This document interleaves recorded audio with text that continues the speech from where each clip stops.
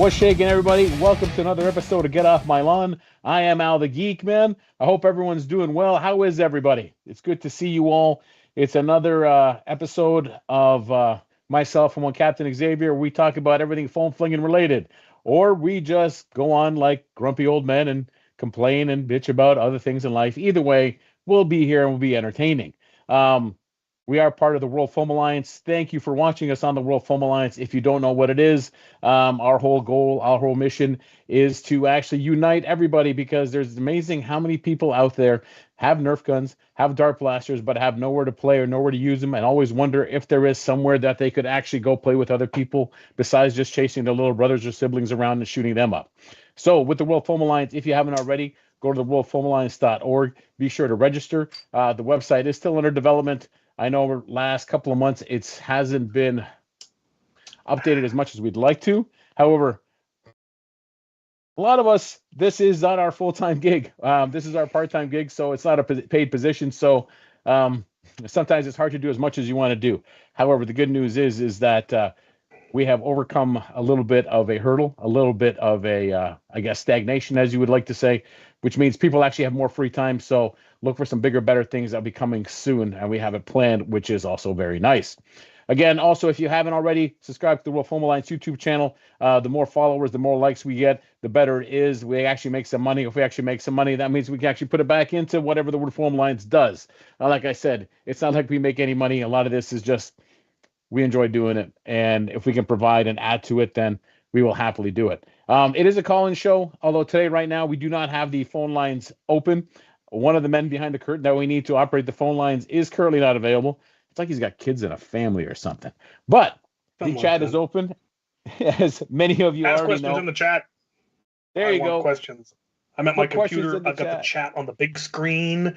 I can see all your questions. There we go. Cap, man, what's shaking, brother? I can see them. What's shaking, dude? I'm drinking a new flavor of Sprecher today. This is the Orange Dream. It is a orange creamsicle flavored drink, and it is delightful.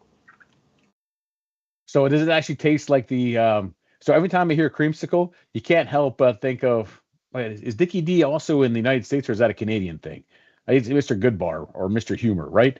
Anyways, in growing up in Canada, we had Dickie D, man, and those were the guys that drove around on like the ice cream bikes. And the ice cream bikes, and you can buy like the fudgesicles and the creamsicles and stuff like that. So anytime I hear orange cream, that's what I think of, man. It's like the frozen orange. Frozen orange on a vanilla core. Yeah. Yeah, it's exactly what it tastes like. All right, just making sure, man. Yeah. You know, Canada, it's a different country and all. It's delightful. What's going on with you, man? What you been up to? What have I been up to? What have I been up to? Not a lot. I've been low on motivation, but I've also been going to a lot of places and doing a lot of things and getting worn out. Driving around more than I'd like. I do have a Goodwill video coming out later this week, and I've got some review stuff I need to do. I've got another tracer unit I need to slap on something. And I should do a follow-up on the Rush and the Crush. I did not realize that the Rush and the Crush were actually different, or relatively different, or remixes, or I'm not sure what the history of that is. I was expecting one blaster to show up, two blasters showed up. They were slightly different. I didn't do enough research. I'm naughty that way. You and I have some fancy stuff coming. You guys will be... I don't know how much we want to tell you now. I think we'll wait until they show up. But we've got some fun stuff coming our way. Matching pairs in our matching colors. So I've got black and orange pair coming. He's got a yellow and black pair coming. It's gonna be gorgeous. And they are quite monstrous. Yeah, if you can bring yours when you come to visit, if it gets here by then. In fact, we could just have them mail them both to me. I think we'll do that. We could do some ridiculous long-range battle with them, because it'd be the only way to safely use them against another person. Now we've given away what they are. But yeah, slingshots. What's the? I mean, oops. All right, what do we got? Anything besides? They're just potato guns. I mean, what deer sculpture from Rebrickable? Very cool. I had some brick arrive today. and I want to go play with it, but I had to come and do this, so I want you to know what I'm sacrificing for you people. What else have I got to review? Tell me about the tracer thing that you got. Can you give us more information about that? Yeah, it's another one of Caught my interest. the best, the T3800 or 238 T238, which looks like best if you read it backwards. It's one of those gizmos you put onto a Nerf barrel, and when the dart shoots through it, it flashes, and you can either make it so it just flashes just light, so it just kind of looks like a tracer unit, but you can also set it up to blink UV LEDs inside, so it'll light up glow-in-the-dark rounds as they go through. That's pretty good. Have They're you done one of theirs before, really, or is this cool. a new one? Yeah, I think I've got 3 different units of theirs so far, and they're all stupid cool. Someday I'll host a nighttime war with 4 units of them, and it's all in the dark, and which I was surprised. A company reached out and they were going to send me night vision, and it never showed up, and I need to reach out and follow up and going, hey, I mean, I don't want to be the guy that goes, hey, where's my free stuff? But I really want free night vision. This night vision is cool. I had an idea, but I guess I'll have to verify. Do you know if your neighbors are armed? Because if they're not armed, it'd be funny if we did a night show and all of a sudden they see a bunch of us like running past their window and glowing flying things flying across windows. I just don't all want the to end stuff up that we would be dying. doing at my place would be in the arena, which you can't see unless you're in the arena. Which True. is All right. What do we got? What do we got? Foam's giving. Well, we don't have any huge updates. We've narrowed down the dates, but we need to talk to the man behind the curtain, who is currently not behind the curtain. But it will be happening. I don't know who all is going to be involved. We are going to reach out to all the same people we did last time, plus more people. It was a huge success. Everyone had a good time last time. Great oodles of money was raised. It was very impressive. Let me leak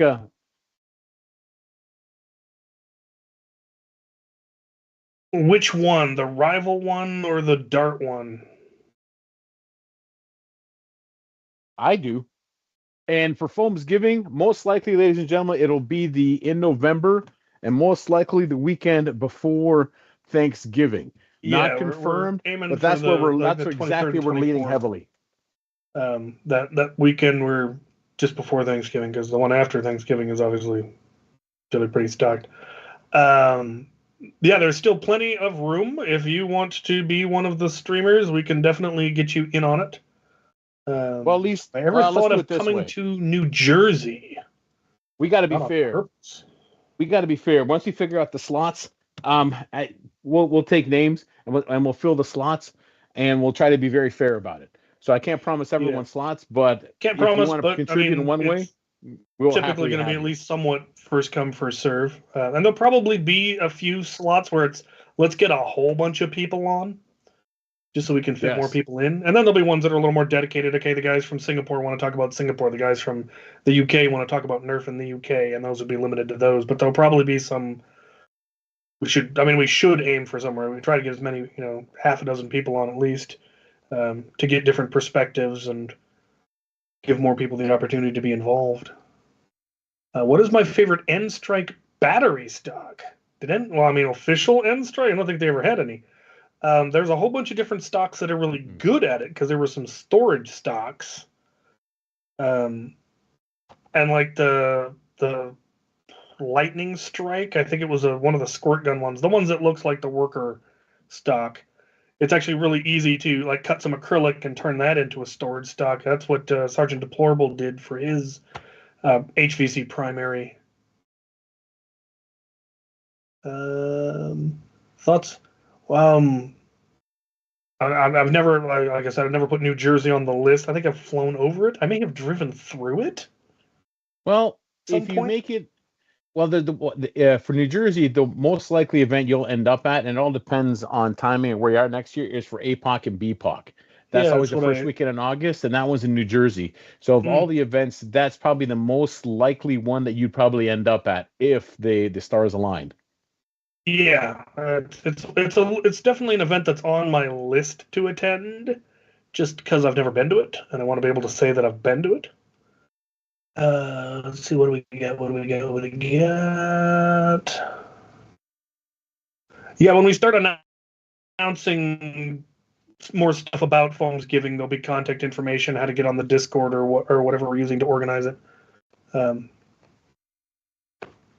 Yeah, I mean, making tack gear would be an awesome segment for Foamsgiving, and if you wanted to donate some to the cause, that would be lovely. But just having you there and showing how you do it would be awesome. I'd love to know, because I know how I've done it, but it might not be the most efficient way to go about it. Agreed.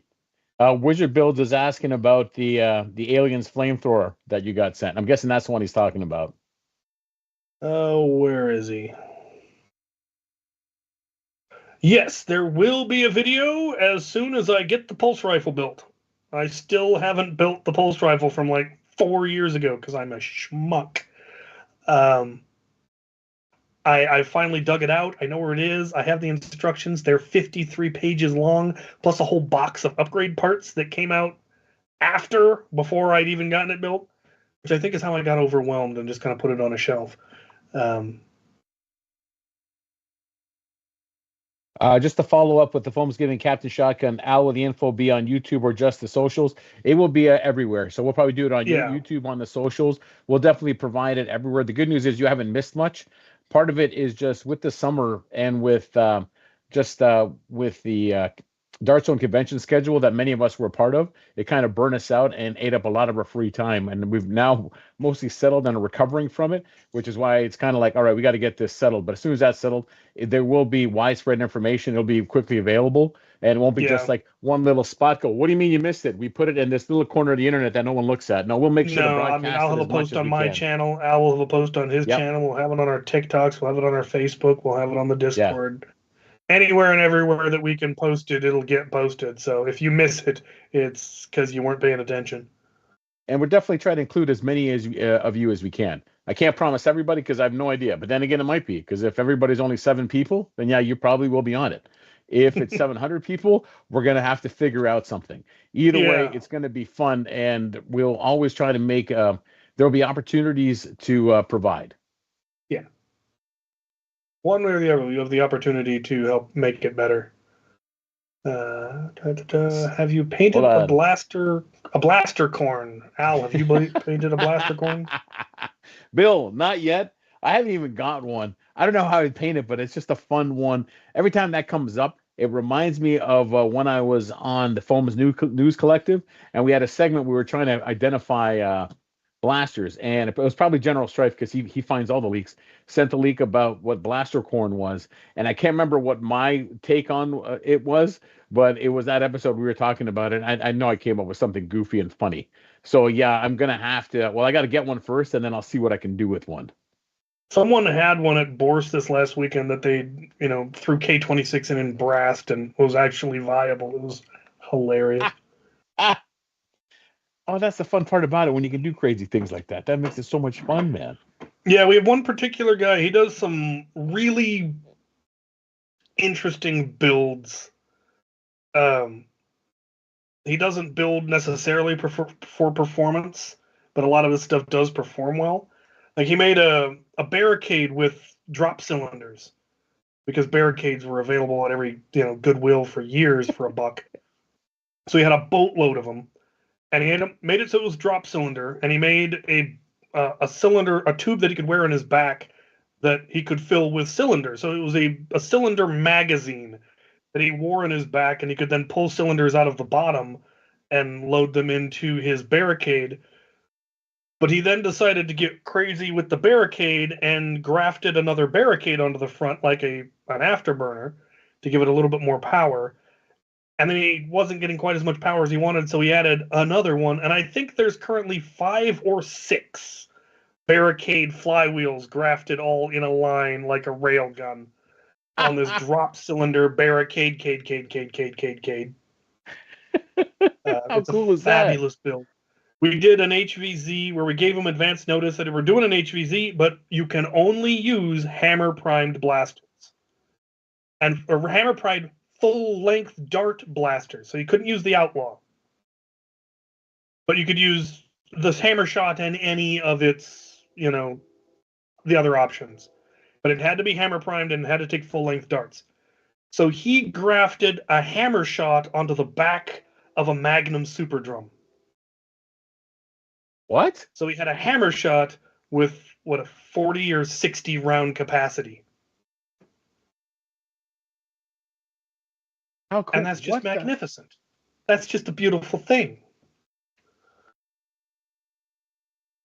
Sorry, my computer did something weird, and it's like, what are we doing here?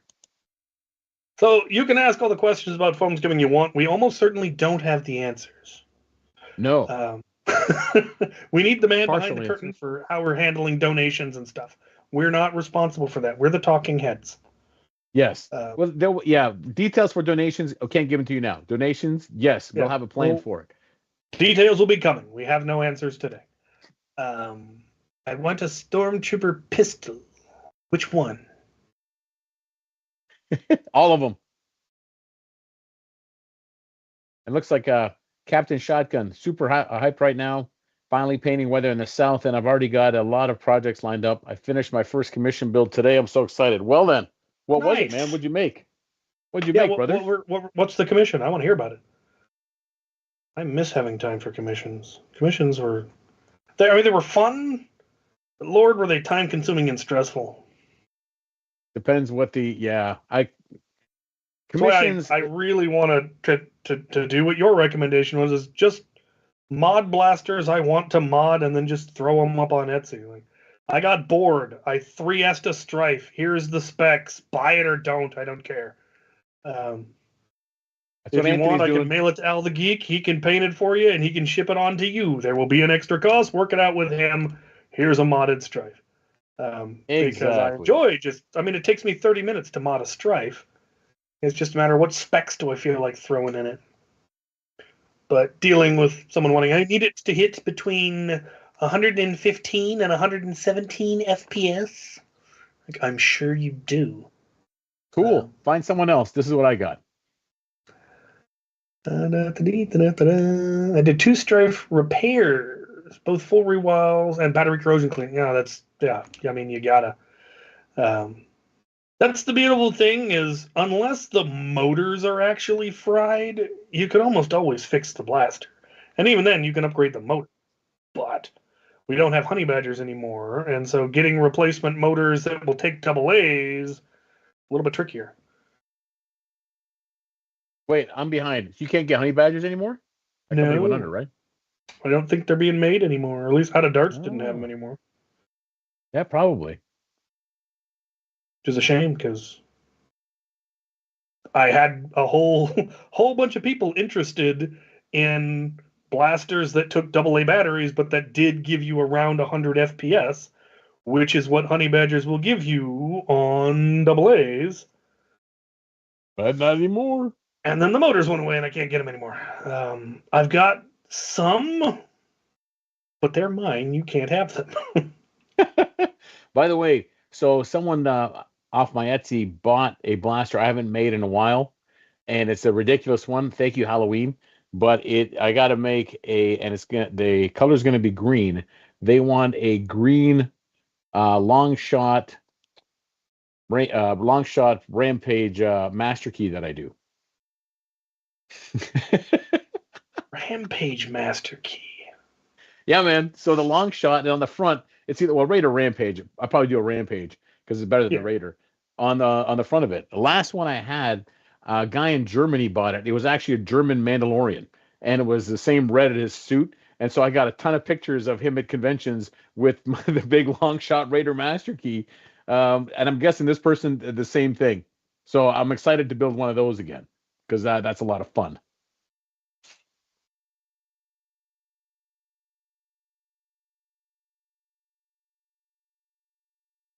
Captain Shotgun about starting an Etsy store.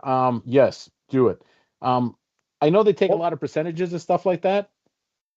Captain Shotgun said he's thinking about starting an Etsy store. And when you get into it, they take commissions off everything. But at the same time, if you go to set up all the back-end systems yourself with other separate companies that combine it all, you'll still end up paying the same amount, maybe slightly less. At least Etsy, especially when you're first getting into it and you're not sure of exactly how to do it all, It is an all-encompassing system that handles it all for you. Inventory, pricing, shipping, it's all there, and it makes it very easy. Yeah, you So are I know paying for some a people don't service, like and the it. service is worth what you pay. Correct. So I've Yeah, like liked if it. you have the ability to build your own website from scratch that can do all of that, yes, in the long run, that's probably going to be cheaper and a lot more versatile. But if you're just trying to do a small shop with a couple of options, yeah, Etsy.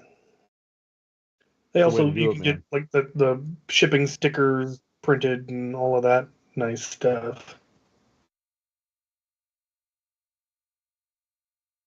So actually, on the same token, here's something interesting, and maybe we'll get your take on it, and we'll see how people in chat respond to it. Part of one of the chat groups I was in, they were discussing on the hobby in terms of how it has flowed and changed. Like for example, and you and I both started in it, where it was all to modify any kind of blaster. It was always go to the hardware store and kind of cobble together different pieces to make it work. Where as a result of that, that definitely propelled us into an age. Thankfully, also 3D printers became much more viable, much more available, and much cheaper. Where now people can 3D print kits and pieces. And then also, like Out of Darts is a great example where to find anything that you needed to properly mod a flywheel blaster, you'd have to get batteries here, wires over there, use a switch that you pirated over here, maybe hook it up with a battery over here. Where what like his shop did, and like many other subsequent shops, is like condensing it all here. We're now the place that you can find it all, which has made it super convenient. And as a result of it, really launched us forward in the hobby. But then at the same time, you see less cobbling. So in those discussions, there are many points of it, but I always feel like it's not that cobbling has been abandoned or forgotten. If anything, with 3D printing, with the different mod kits, hell, every other week I feel someone has designed a new 3D blaster.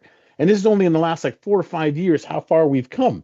And by doing this, by getting more people into it, the further it goes. But still, that doesn't mean that if someone comes on here and cobbles together a piece of pipe and has somehow turned a Raider into a 300 FPS blaster and just using hardware store parts, they'd be like, wait a minute, how'd you do that? So I think any comments or feelings about that, I've just rambled on about the whole thing, but what do you think, dude? Yeah, no, it's a question that's come up here a couple of times. It comes up on every forum. The nature of where the hobby is going and where it's come from, and you've got the old school NIC guys who feel like they've kind of been left behind and that their achievements aren't as appreciated as they should be.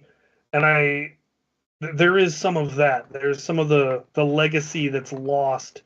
But then there's also ones where like terms have been carried over and over. And if you look into the term, you eventually discover, oh, that's the guy who first came up with it 20 years ago, modifying old N strike blasters out of hardware parts. But we still use that term years later because it's just what we know. I remember when I first got into it, getting a blaster to hit over 100 FPS was considered impressive. Now I have problems getting my blasters to hit under 150 FPS. We've got stuff that you can buy at Walmart that hits nearly 200 FPS. Um, it's definitely changed the game, and what those guys did in the old NIC days paved the way for that. They proved that it was possible. They proved that it was marketable. But as anything that's turns out to be a good idea, it got innovated. It got industrialized. Yeah, you used to have to go to a hardware store and cobble parts and order from Radio Shack and random websites that may or may not ever show up. And now you can go to Out of Darts and literally buy a kit that has the switch. It's got the wires. It's got the motors. It's got everything. You just put one item in your basket and all the things you need show up. I cannot imagine believing that that's a bad thing. It might make certain people feel less special, but that's gatekeeping nonsense I have no time for. Um, the old stuff does still exist. There are still people that only play with games that are, if it's not a snap bow or a rainbow pistol, don't show up. We've got other groups. I heard about somebody commented on one of my videos that almost everybody at their group uses an AEB now. And they can't Yep. imagine why anyone would ever buy a regular pump action Springer. And I'm going, we have maybe one person bring an AEB to Borst.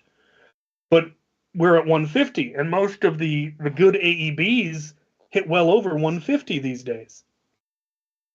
So if you're only playing, 200 FPS games,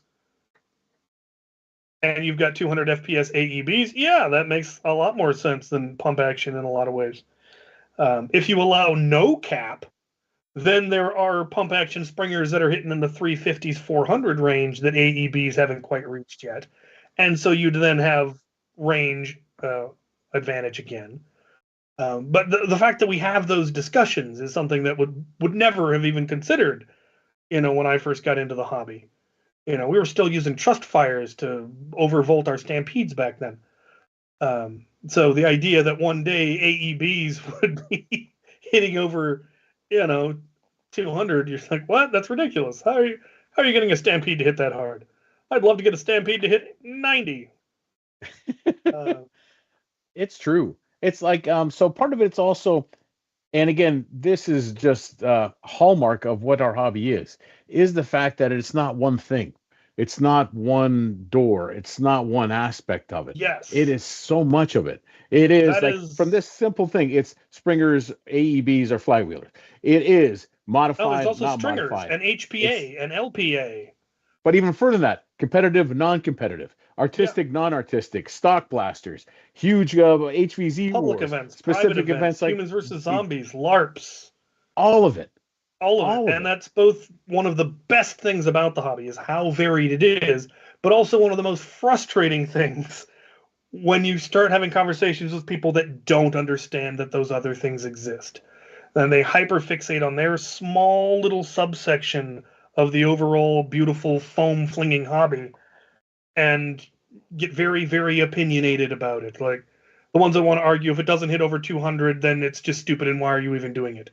Or you've got the people who, if you make it look even remotely realistic, you're a horrible person and you're going to get shot by the cops and you deserve it.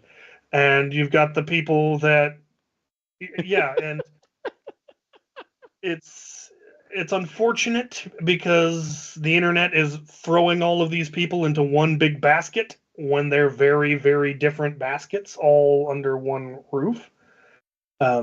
Myself, I've partaken in just about all of it, so I have that experience of I've done LARP where the weapons are required to look realistic because otherwise it ruins the immersion. I've been to public events where of course you're not going to bring a realistic blaster to an HVZ on a college campus.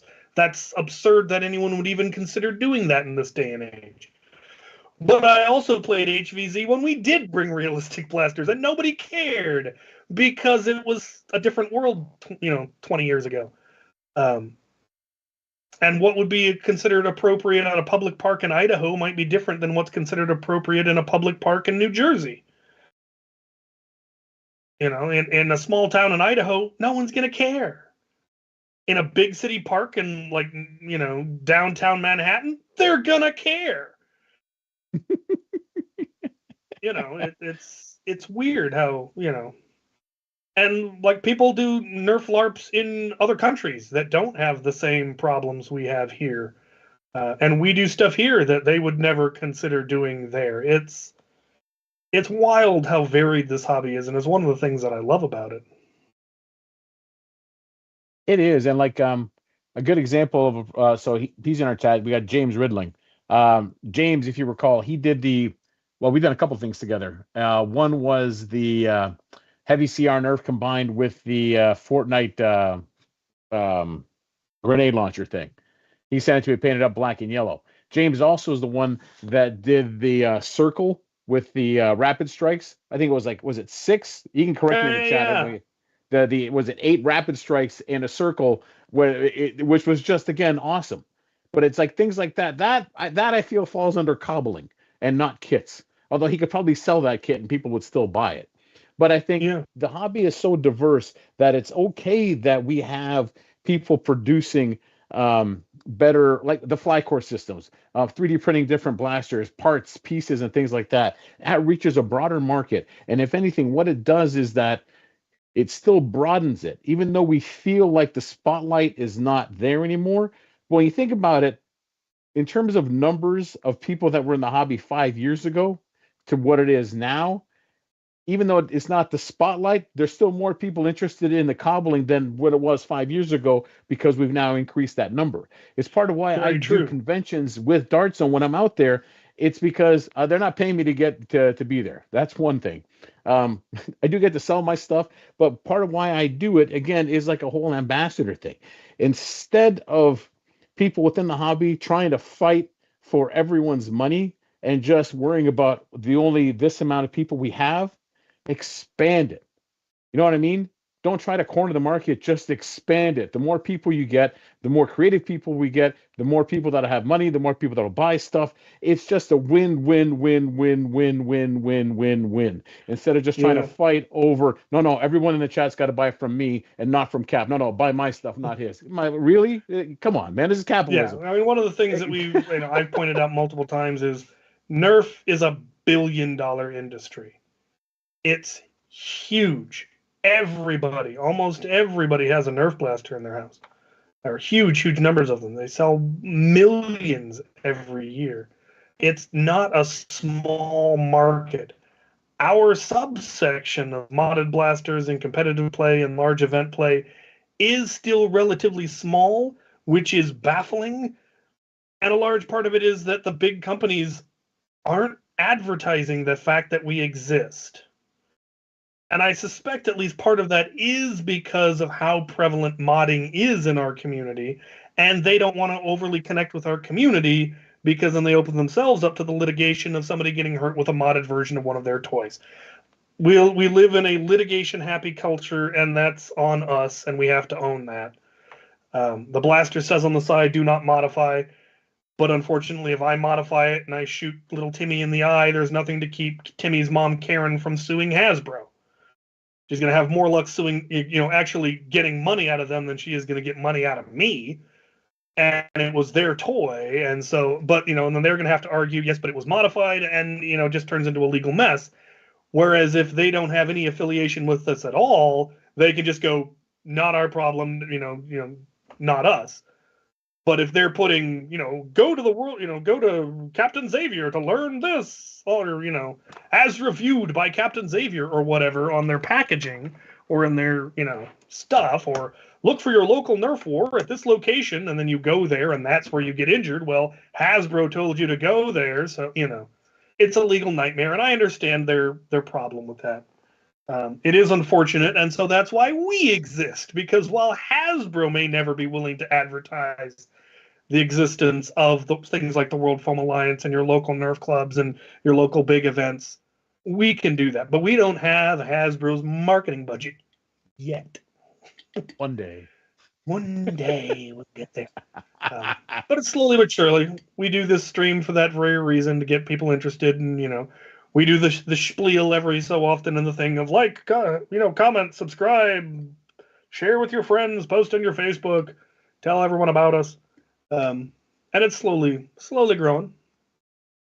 Well, this is also the advantage of what we do. Why? If you ever notice, we're not very negative on a lot of things. We're very positive people because our whole goal is to grow the hobby. So, and also, but in doing what we do, we kind of drown out you know what it should be? Only 200 FPS. No, it should only be this. It should only be that. You should just go away. And you know what I'm going to do? I'm going to do the rest of the world a favor and not give you a stage to stand on. Then you just become another voice in the crowd. So when you get those people that are the negative Nellies, and they always stand out more than the ones that are not, because not everyone's standing up on a soapbox yelling this is great, but the ones that are quiet most likely are saying this is great. So even though you might be seen to be surrounded by negative, horrible people, it's not. They're just the ones that open their mouths. And you know when it doesn't matter? When they're not listened to. When they're not listened to, then they shut up and go away because no one's listening to them. Yeah. So a lot of the time, man, it is taking the high road, but it's a lot of the time, do not give them the stage or the mic to bitch about things that make no sense. And even in giving them the mic or giving the stage is by responding to them. Let them bitch. They'll peter out and they'll go away. Trolls need to be fed, or trolls die. Hey, James Ridling, if you don't have a face for TV, you can do what I do in the vast majority of my videos: film top down and just have your hands in the screen. Get your fingernails painted, make them all shiny, glitzy, chaz hands. Or wear a mask, Seriously, man. Actually, yeah, Or James, you lean coming to into it. Maryland Mayhem Go next year? develop a whole troll persona. That's right. The Quasimodo of Nerf. Yes. Uh, I really have a full head of hair, and I'm not gray. I just shave my head partially and make it look like I have oh age, and yeah, then yeah, dye yeah. my No, I beard. dye I'm my beard, and I don't do it yes, very well, and it's slightly off center, and it bothers people. that's right. Because I don't care. It was one of the weirdest comments I ever got. That is. It's not center. Why Oh, don't you get it centered? Like, do you think I bleach my beard? people ask questions, man. Dustin Bergen, Al the Geek. I wanted to ask of how many of your custom pieces are used for Mandalorian cosplays. Sometimes it feels like all of them, but a good percentage, which is cool. And I knew if I actually, um, who is it the five or whoever rules it is, if I really adhered to them, where I made my blasters non-functional and did everything they wanted to, I could probably sell even more to them. But that's not my niche. My niche is the whole Yeah, taking a I think prop, that's but the it's a firing 501st is prop. that rule. It is, and I get it, and I No, I don't don't disrespect dye it. my beard.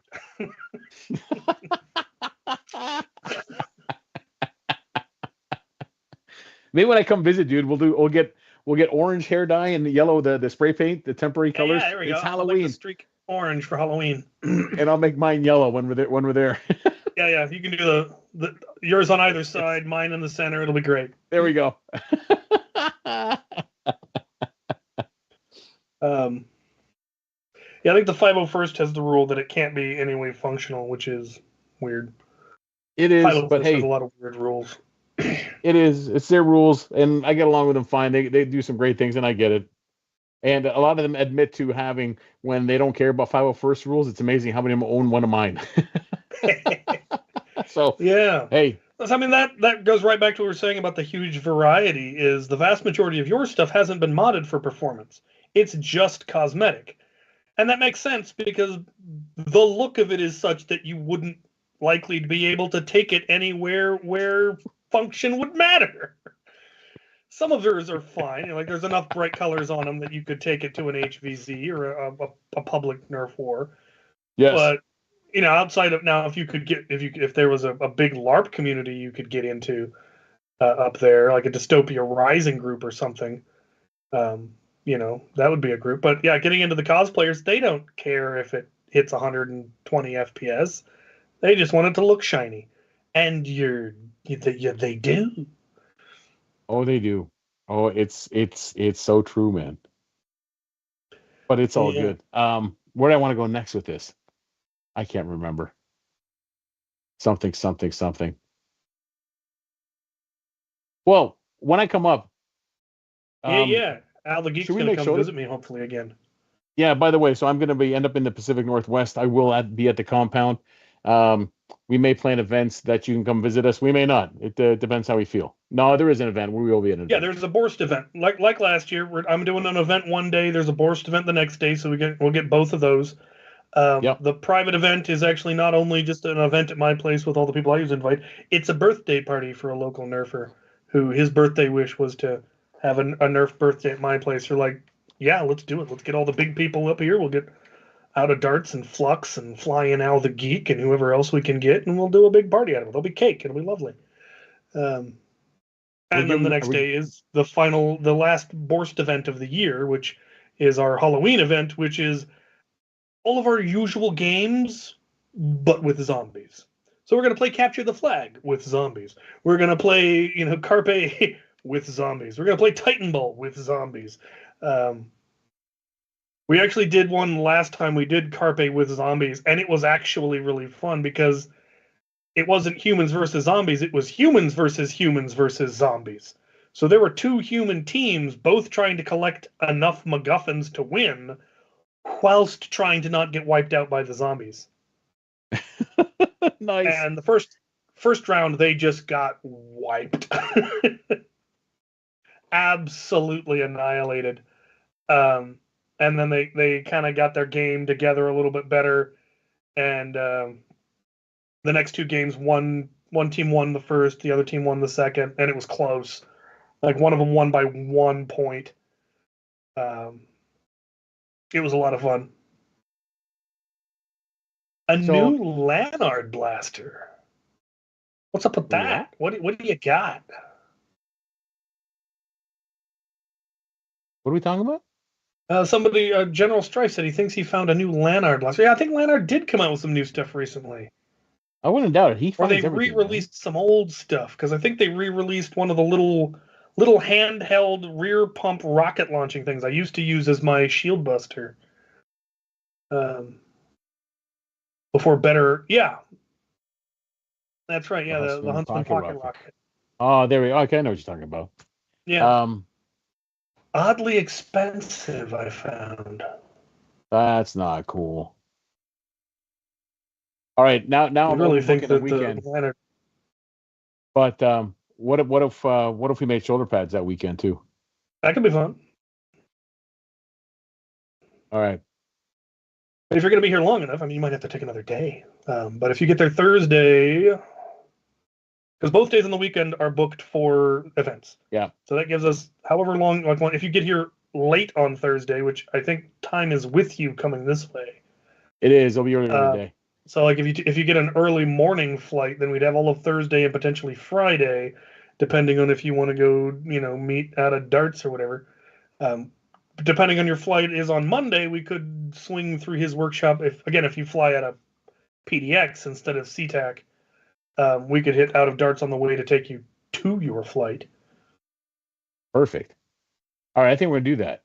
We'll plan it and we'll either bring that or pieces because we then hit them on Thursday when we pick you up. Yeah. Either way, whatever works out for schedule. But that way, if we plan out because for making a shoulder pads, putting it together is not that time consuming. It's getting all the pieces, printing everything, and getting all that ready. So once although it's ready, then it's just assembly, which goes a lot quicker as opposed to, all right, what do we do now? Well, if I'm building shoulder pads, it's going to involve a shoulder mounted proton pack blaster. And that's what I want my shoulder pads to have.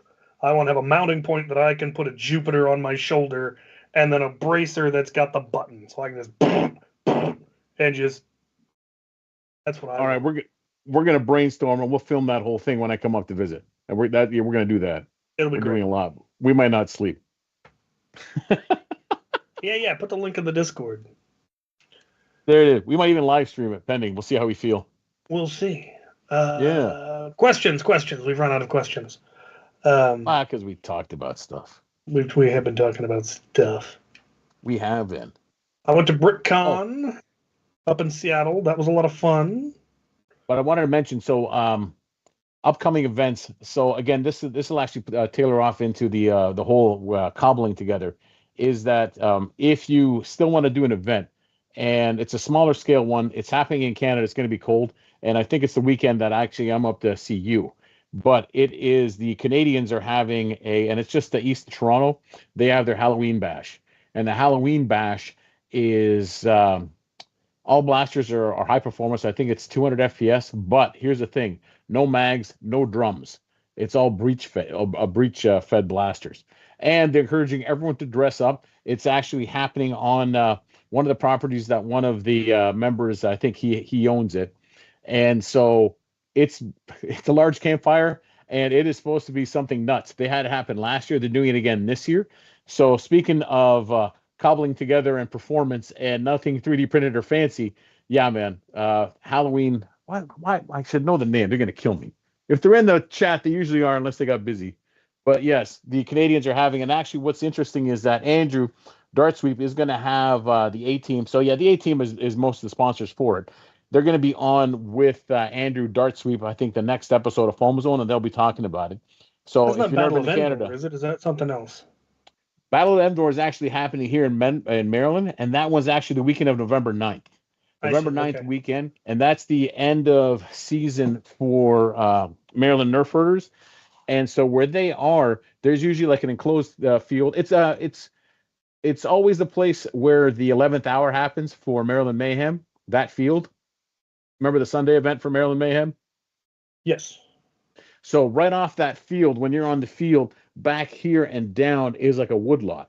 And there's a bit of a clearing and a forested area around like an old building that they're able to use. And so it is the Battle of Endor because it happens in that woodlot where you're hiding behind trees and going through brush and between trees. And it's an all-day thing, and usually turnout's really good for it. And it is a lot of fun, man. It is a one-day thing, and it is their like season ender. But I will be there for that one. I think again the A team I think is coming down for it. We're getting some people that are going to be flying in for it. It's not as big as Maryland Mayhem, but it is a fun event if you get the chance to come up and you're free like November 9th and you want to travel before it gets too cold. Yeah, Battle of Endor happening. It's going to be fun. I will be there. Cool. I am hoping to do a lot more travel next year. We will see what happens. We do have plans for at least 2026 to Sergeant Deplorable and I want to go back to Europe. We saw the HMS Victory last time. We want to see Waterloo this time. So I haven't been to Belgium, so we're going to go to Belgium and check out Waterloo.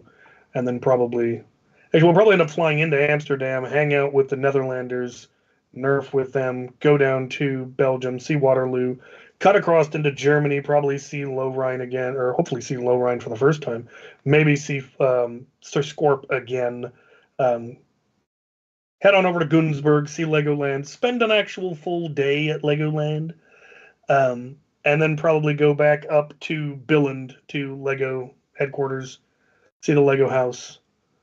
And Include then, Scotland, dude. Go check out Glasgow. Go see. I've been to Glasgow. I want to go to new places. Go to Edinburgh then. Have you been to Edinburgh? I haven't. I don't think I've been to Edinburgh. Yeah, I went to. Someday I will get back to the United Kingdom, but we went. I did the whole thing. I did Ireland, Wales, England, Scotland on my first trip. So, plus I want to go back to Legoland. That makes sense. And go to Legoland.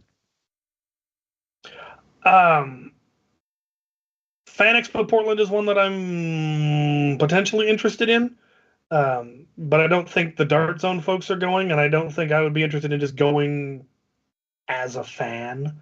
I would rather be going there to actually. Oh no!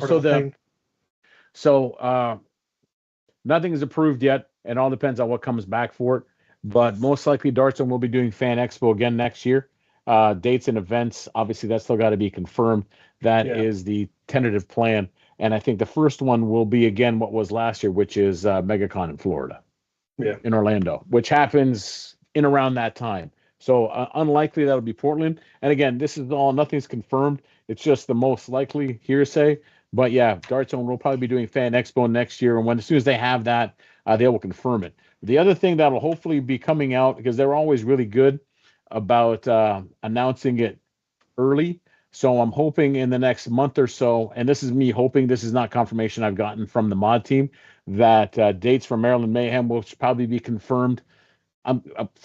Hopefully before Halloween. I'm pretty sure they'll confirm it before Thanksgiving. If Dart Sweep's still in here, he can correct me or yell at me or do whatever. But yeah, Maryland Mayhem will be happening again next year. It'll probably again be around the same time, which is the April time frame. So keep an eye out for that. Schedule it. You know it's going to be fun. We go every year. I go, even though I only live an hour away. If it was in the Pacific Northwest, I would go to it. It is just that much fun and that well run. Someday we will get an event on that scale up here. It's finding the venue is the hardest part. I don't know that any of the local HVZ clubs have recovered from COVID. There used to be WWU,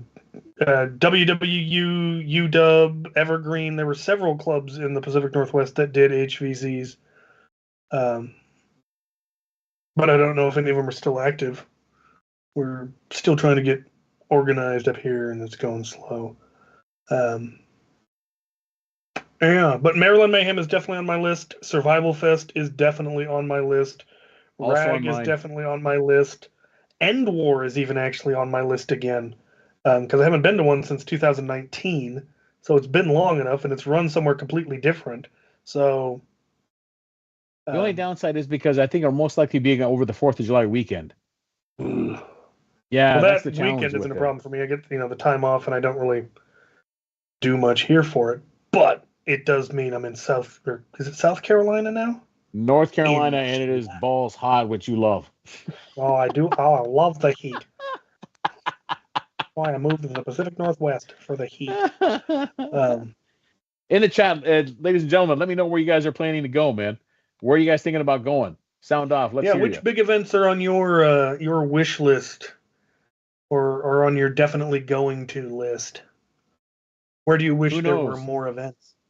Open your mouth now, because oddly enough, as remote as you might seem, again, thank you, World Foam Alliance, there might be a group in chat right now that's going to look up and say, dude, what are you talking about? I know where you live. We'll pick you up on our way up. So don't be shy. Make your announcement now. Exactly. This is part of what we do. Or it might be the other way around. Oh, no, it's you. Yeah, I'm not picking you up. I don't like you. But that's okay. That's just how life goes sometimes.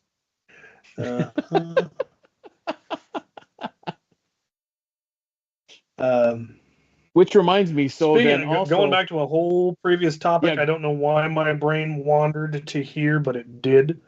Do it. The guy who built the barricade, also built a Raven into a Titan, the rocket launcher Titan.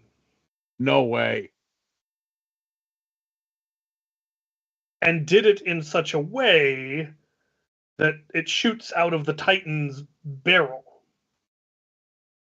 Oh. And what he really wanted, he reached out to me because he had a pristine Titan rocket, like looked brand new, not a flaw on the thing. And he really didn't want to drill a hole through it so that he could shoot through it, because he knows how rare Titan rockets are. So he reached out to me and asked, hey, do you have one that's like really chewed up that you'd be willing to trade? And I said, I got a better plan. Come over to the makerspace after the next Borst War. We'll get you hooked up. And I built him a Titan rocket out of scratch, out of parts, that from 5 feet away, you can't tell it's not a Titan rocket. Nice. Okay. And he took it to the next Borst War, where we played Titan Ball, and he was running this thing, and it looks like a Titan rocket with a rocket on it from a distance, because he just shoved a Raven up inside it, and so the magazine is hidden by his hand, and so it just looks like he's got a Titan rocket. And when you're playing Titan Ball, you focus on the guy with the Titan rocket. So their team kept focusing on him, thinking he was getting ready to make a Titan rocket point run, and then he just lit him up full auto with his auto Raven. Because I think it was an auto Raven. It might have been semi-automatic. But yeah, then he just started shooting them all, and they were all very confused, and it was glorious. And in exchange, he gave me the pristine Titan rocket to add to my ever-growing horde of Titan rockets. Well, yeah. How many do you have now? Somewhere in the vicinity of 50. I wish there was an event in West Tennessee or near Memphis or near Nashville. What's his name from? Oh, come on, brain.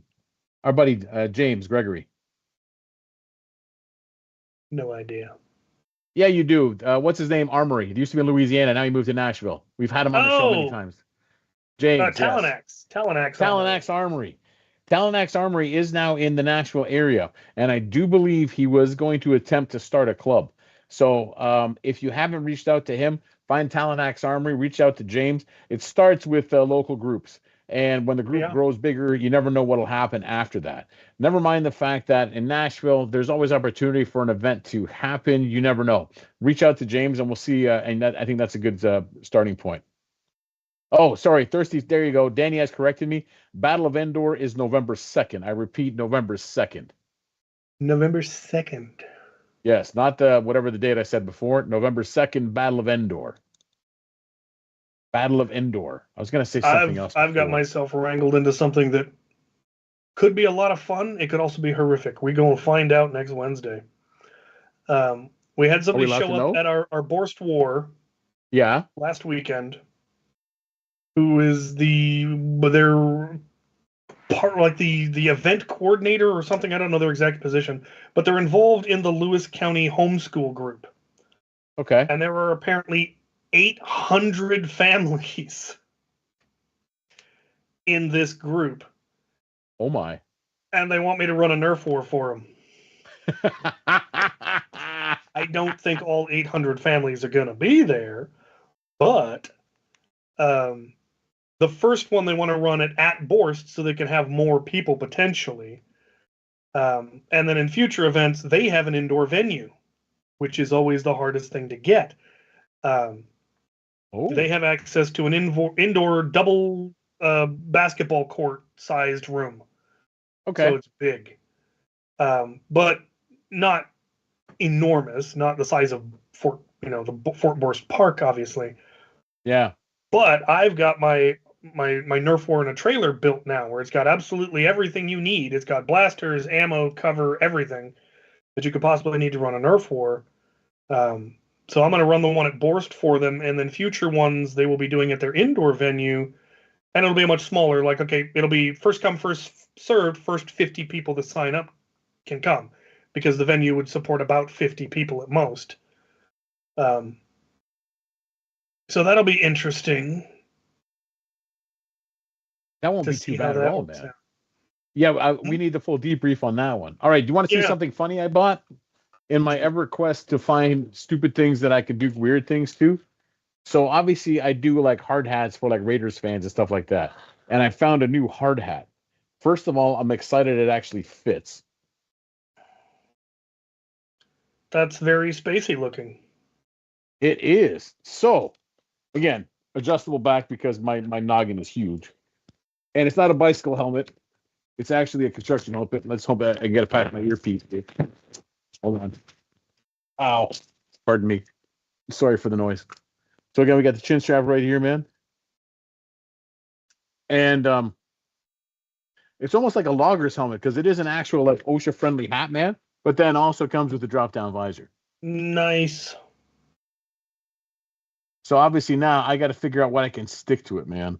Either like horns or spikes or some kind of fin, maybe something on the side here. Either way, it is incredibly comfortable, clearly safe, and I got iPro built in as well. Yeah. Is that actually like it vents? See that? Vents. I cannot remember what the designation for OSHA approved eyewear is. I think it is actually Z87 or something like that. Hold, please, while I go into the bag. Entertain our people while I look for stuff. And it comes with a bag, and I guess that's to cover the lens so you don't scratch it. Safety helmet visor design only be used with an Ultramax safety helmet. Blah blah blah. I think it is, dude. Yeah, the Z87 is. It should say Z87 on there somewhere, or possibly Z87 Plus, which it turns out could be. The iPro that you get with Nerf blasters and Dart Zone blasters is the 87 Plus, high impact resistant.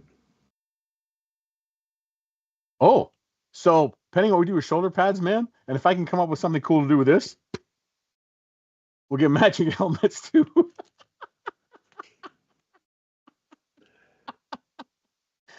It might be possible, Dustin. People are always welcome to try to schedule a time to come if I am available. We can try to graft a grip on. We have to see what we have to look with. I got bins full of blaster parts. We can try something. I feel very safe now. You should. I think so. Speaking of safety helmets, I remember a story from long ago that has never made it into a story time. It was back when I was still working my way through college, and Sergeant Major Kyle and I, who some of you may have seen Sergeant Major Kyle in a video here or there, we were doing temp work, and we got sent to a construction site, and we didn't have OSHA-approved hard hats. But we did have a bunch of surplus Army helmets that had proper suspensions and liners. Yeah. And we get there, and we have these helmets, because we had to have helmets, because we were just cleaning up debris or whatever. They just needed muscle. Job site safety, yeah, man. You got to do it. And the foreman was like, I'm not sure those are approved. And our argument, look, if they were good enough for the boys on the beaches of Normandy, they should be good enough here. Like, Let's just hope OSHA doesn't come by. Like I said, they had proper suspensions, you know. And you can get these without the goggles. I opted for the goggles. Do they come with a non-tinted version? Yes, it's got clear Okay. as well. Although the tint is really, it looks like it's more tinted than it is. It really isn't. It's not So that. you It's say. not that bad. Yes, because I'm kind of half blind too, but it's really not that bad. I dig it. Thanks, man. And again, the adjustable thing in the back, because when you have a cranium a size of mine, it's got to fit, man. And this is a watermelon. Some people call it a skull or a head. It's a melon that I have. That's for sure. But yeah, you can see the adjustable on the back. So there you go. If anyone does not feel safe in an Earth 4 and you need better than eye protection, there's an option. Plus, I bet that iPro works with glasses. It does, because it is actually big enough. Oh yeah, that'll easily work. Yeah, actually that will.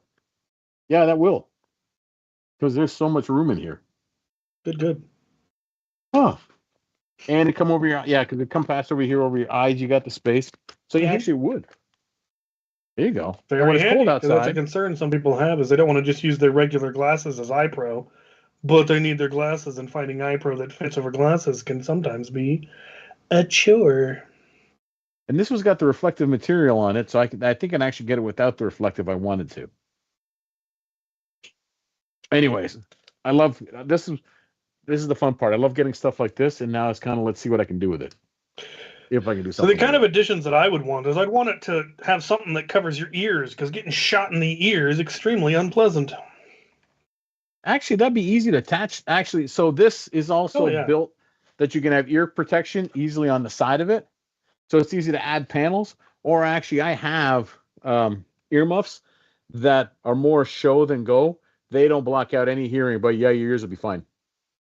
And they look I know tactically there are cool. some of the combat helmets, it's got a kind of a rail system. It's not Picatinny rail, but it's a rail, and then they make flaps that are specifically designed. Okay, well, I got them on at least one of my helmets. Mm-hmm. Or we can do, you know what we can put in, man? A mock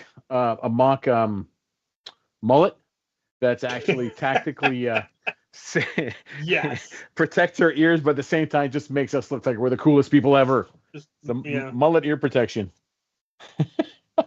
Or cyberpunk dreadnought or dreadlocks. Yes. Hanging down around, very predator looking, but yeah, Dustin, exactly. Some kind of post-apocalyptic mohawk is what I'm thinking for that, which would make it look pretty cool. Yeah, we have ideas. There will be ideas. You need to mount a Jupiter to the side of it. That's right. So that it turns when your head turns. Yes. So wait, does that mean so on the shoulder pads you'll have the Jupiter here, and then you'll have one on this side for your head when you turn your head. So suppressing fire. Dual proton packs. Yep. Suppressing fire from this shoulder, and then as you get someone trying to flank, you just turn your head to get that right there, and it actually. Yeah, well, you can also, if you mount the one on the shoulder on a swivel and then hook a rod to the back of your head, it will also move with your head. It will, but if we're doing one already on the helmet too, not necessary, because you may want to keep that one as suppressing fire and forward as you turn left. Very true. Or you could, at the same time, we could have two of them, and we actually mount them on motorized things, and you can adjust it using joysticks. Now, how many days am I staying at your house to accomplish this? It's going to have to be here for a year at least. Just move it. And eventually we all work for Out of Dart somehow. Yeah, there's already one additional building on the compound now than there used to be. That's right. We'll build you a tiny home. It'll be lovely. There we go. Something like that. We'll finally finish the crypt into a guest house. Which I will never stay in, but for everybody else, man, let us know how that works out. There'll be a roll of paper towels in the corner for you to wipe up the blood when the walls bleed. You'll be fine. And another one for the tears. And the subsequent therapy as a result of it. No, I think that'll be a lot of fun, man. Yeah, I did make the flamethrower tanks modular now, so they can hypothetically work with most. Did I get that completed? No, I haven't upgraded them to have current sensing, but I have the technology to do that. And hopefully soon, Out of Darts will have boards again. That'll be good, man. Oh, I wanted to ask you again because you did a video recently because you got the blasters from Foam-Demic. You got the which ones did you get from Foam-Demic? A rush and a crush. That's right. So tell me about do you want to tell us about the rush and the crush? Because I was very curious about them. So exactly what they were. So I'm not sure which one's which. I think the rush takes an angled Talon mag, and the crush takes a straight Talon mag. Other than that, they're very, very similar. They look like they were reworks of each other. One of them has a clear plunger tube. One of them has an aluminum plunger tube. One has a folding stock. One has a fixed stock. Different style of pump grips, but they're Picatinny rail underneath, so you can put whatever pump grip you want. Slightly different greebling and different jam door design, but from a distance, they look like the same blaster, but with different attachments. And they're both very nice and ridiculously high-powered.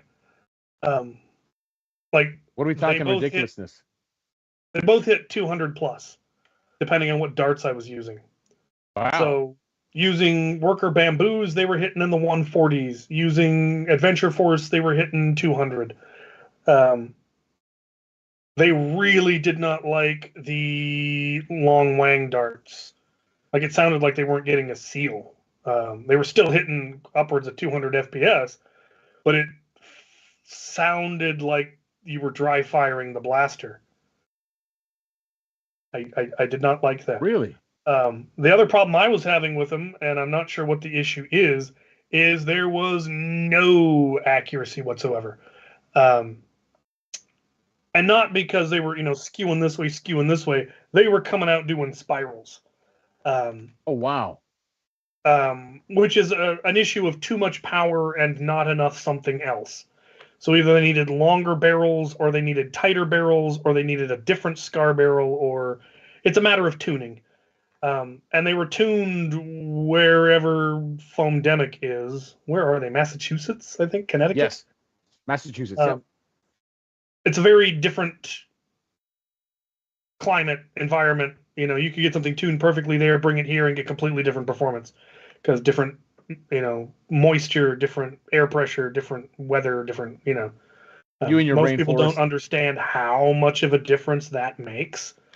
And they often only find out when they travel to a competitive event where they've tuned their blaster to be, 2 FPS under the limit. And then they get there and it's hitting 8 FPS over the limit. And they can't understand why. It's like, well, you came from Colorado. The air is thinner. A Yes. blaster at this, at this altitude is going to perform differently than a blaster at your altitude. The air is thicker. It's going to be different. Humidity also makes a huge difference, especially on tight barrels. And heat. If it's warmer where you are, the barrel's going to be looser. If you go somewhere colder, the barrel's going to shrink. That's going to affect your performance when you're tuning something that closely. If it's it needs to hit under 150 and I'm hitting between 120 and 130, you're going to be fine. But when you're tuned to 2 FPS under a limit,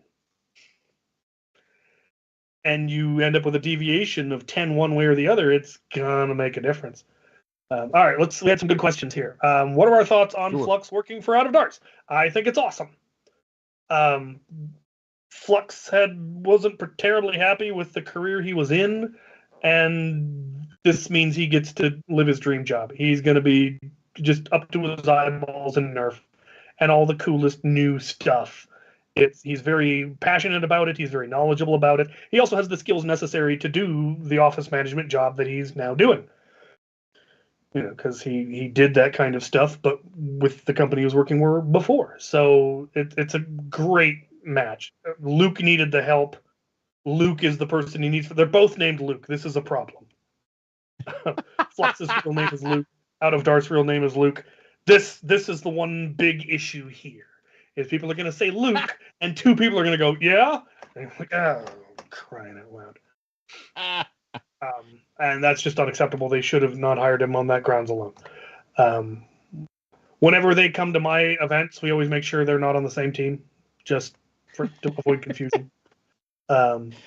I think you touched upon something and we'll have, so the hope is actually to have them on the show. We tried for tonight, but Yeah, they're both busy in terms they're of both just getting busy resettled for what they're doing doing. that.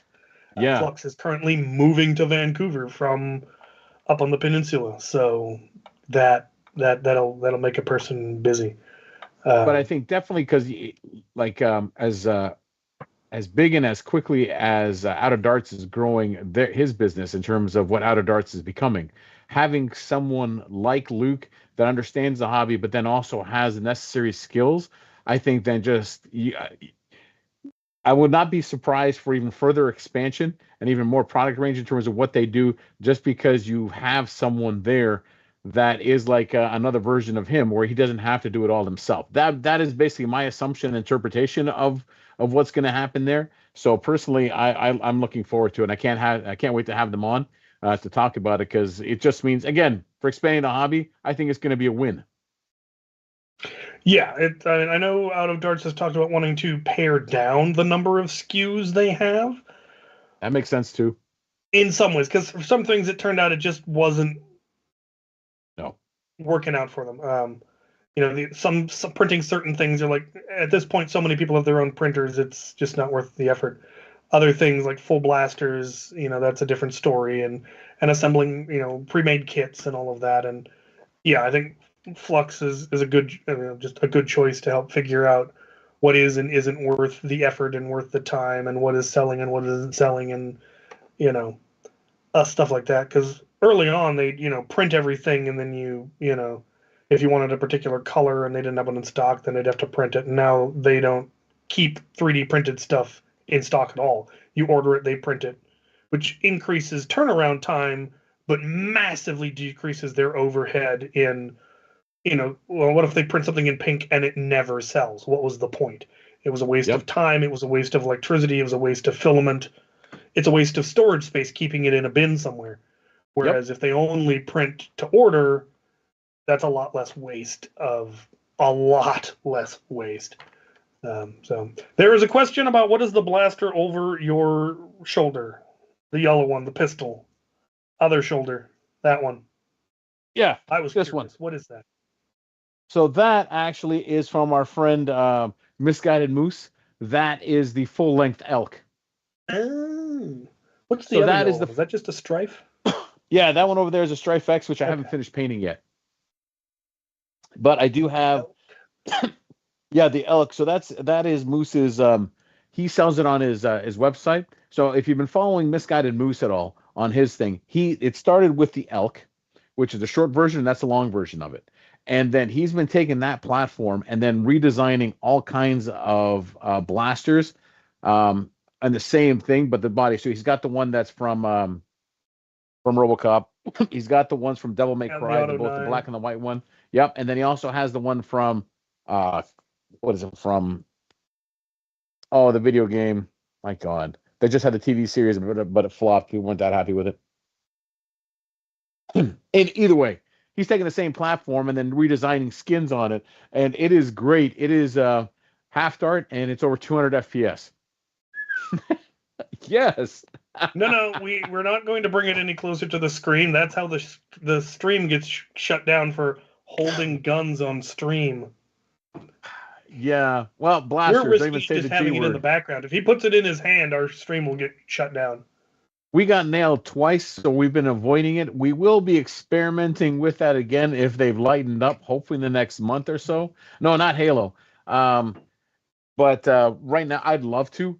And surprisingly, when I pulled out the Stormtrooper one, it was good, but it's also, we're gingerly approaching this because we've been, our show has ended twice prematurely because of it. So that's why we try not even to use the G word or anything else like that.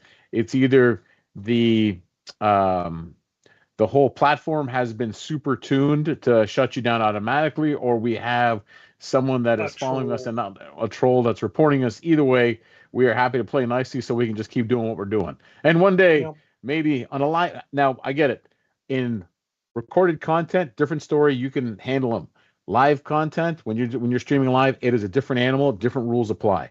So that's why, even though in a like in a video, I'll be holding like everything I have in one hand and stick it to each other, and it'll be fine. Live, you cannot. So we are figuring it out. We're just not going to experiment with it today, but at least this way you can see it, kinda. Yeah. We have plans to push the envelope. But we'll probably do it towards the end of the stream anyway, so we can shut down. Oh, no. No. The last 15 minutes. Oh.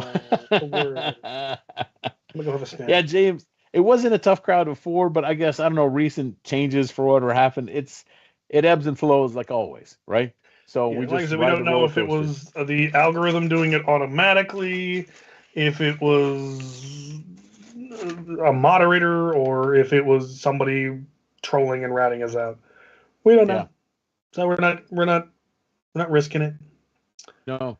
Um, But yeah, Misguided Moose, go check out his I think he's got a Shopify store.